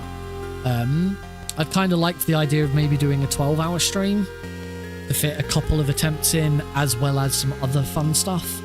Yeah, it's if Heidi and Alex are here, then I kind of need to be around to to help and spend time with my son rather than bugger off for 12 hours and stream. So we'll figure something out. We'll do it. It might not now be this 12-hour idea that I had, but obviously I do want to do it before the end of the year. I don't want to keep this, because otherwise I'm going to have to keep coming back to it, and keep it fresh. And I need to also play all 3 games in the series, and you know, I think that's until I know when that run's going to happen for the foreseeable future. I think it just now needs to be I go back and I play all 5 games just whenever I feel like it, whichever one. You know, I feel like Metal Gear Solid 2 tonight. Let's play some Metal Gear Solid. I desperately need to play Metal Gear Solid 2 again. That's going to be the one that I'm going to struggle with. So yeah, getting some practice on all of them again is going to be a good idea. Yeah, I will figure out the date where we do the attempt for all 5. And obviously that date I'm going to push. I am hoping that maybe we, you know, might raise some money for charity as part of it. But we'll see what happens. But yeah, this has been the Metal Gear Duology on the PS2 PAL version, so it has been significantly quicker. 7 minutes quicker by the looks of things.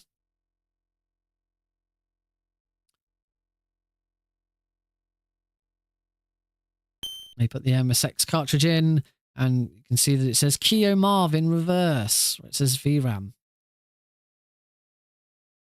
It's written backwards.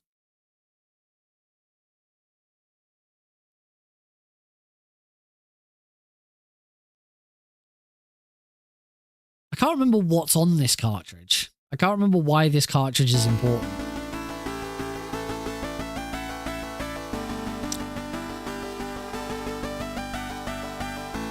Oh, I think these credits are about 2 minutes of that, so I think this is going to be like a 1:26.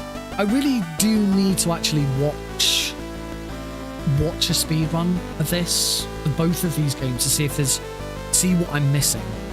Particularly Metal Gear 2. Metal Gear 1 I know very, very well. I am a past tournament winner of Metal Gear 1. So I know that there isn't, unless something's changed since last time I played it. Metal Gear 2, I do feel like I'm missing something with this. The world record for this duology is 1 hour and 13 minutes. I am going to be like nearly 15 minutes behind that. So apart from just cleaning some stuff up, where is the time save? I don't believe that it's just down to cleaning stuff up. There must be something I'm missing.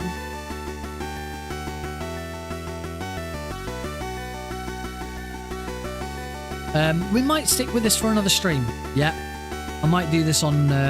Might do this again on Tuesday. I don't know. The other thing I do want to do is on Halloween I started running. I do my first ever casual run of the Resident Evil 2 remake. It was really good. People really enjoyed it. I really enjoyed it. So I would like to go back and carry on that casual playthrough. So that might sort of be the foreseeable future until we get this thing done. Here we go. Final time of 1 hour, 25 minutes and 51 seconds. We did have a game swap time of 12 seconds. So knock off 12 seconds from that. And we get 1:25:39. I go 1:25:39 is our final time. I'm gonna grab myself a screenshot of that. Way. So yeah, that is my PB for these 2 games back to back. So this is 3rd place by just over 9 minutes behind. As I say, I really should watch another run of this to see what I'm missing, if anything. Thank you, Jack. It's very kind of you. Welcome to the stream. Yeah. I will work out what I want to do with this. I say might come back to this on Tuesday, do a little bit more of it, but we'll see. But yeah, certainly for the foreseeable future, until we've done all 5 games back to back for that bonus stream, I'm going to do a mixture of just practicing these 5 games, whichever one I feel like, and continue with the casual playthrough of Resident Evil 2. Capiche? Sound good? Right. Let's see who we are going to raid, because that is going to be the end of tonight's stream. Thank you all very much for joining in. I hope you've had fun. Let's switch over to the big one.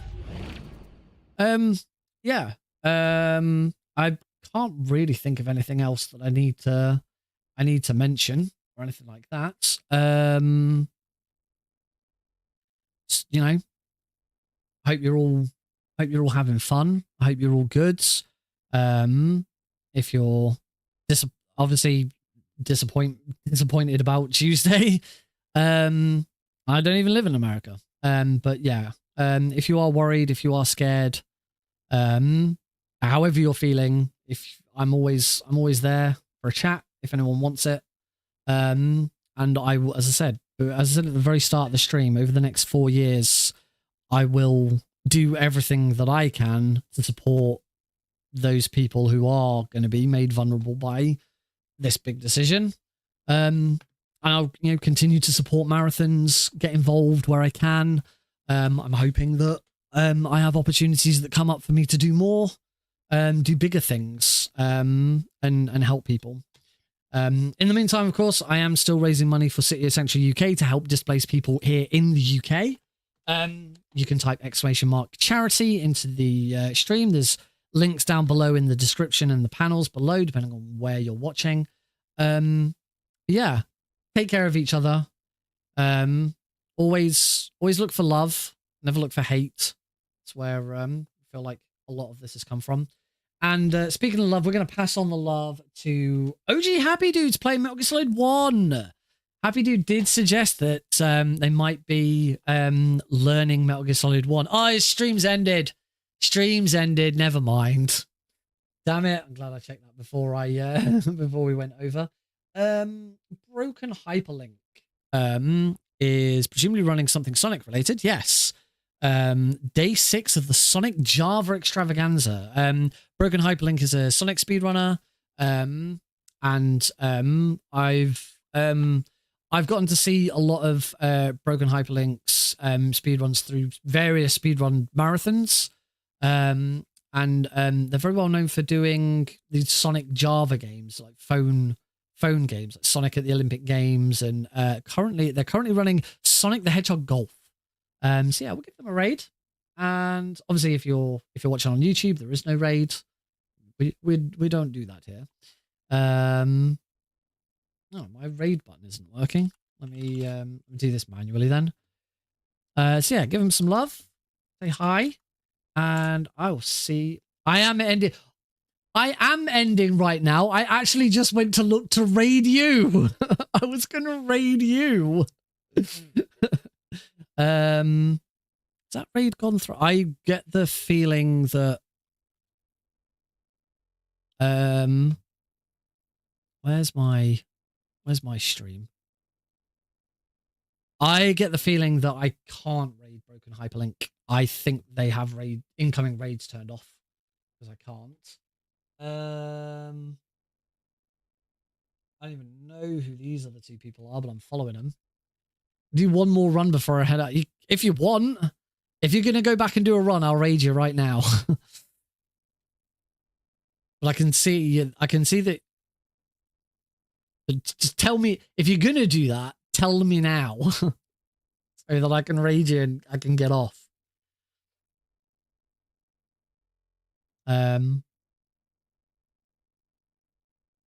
Wait. Happy Dude set up now. All right, we are gonna raid Happy Dude. There we go. Raiding Happy Dude. Oh wow. And that is how we force Happy Dude to play more Metal Gear Solid. All right, thank you all very much for joining in. Go and give Happy Dude some love. Happy Dude is deliberately extending their stream so that we can watch it. If that doesn't deserve a follow, I don't know what does. I will see you on Tuesday, unless there is unless I decide to stream over the weekend. I don't know yet. But yes, we'll see you on Tuesday if not. Bye all!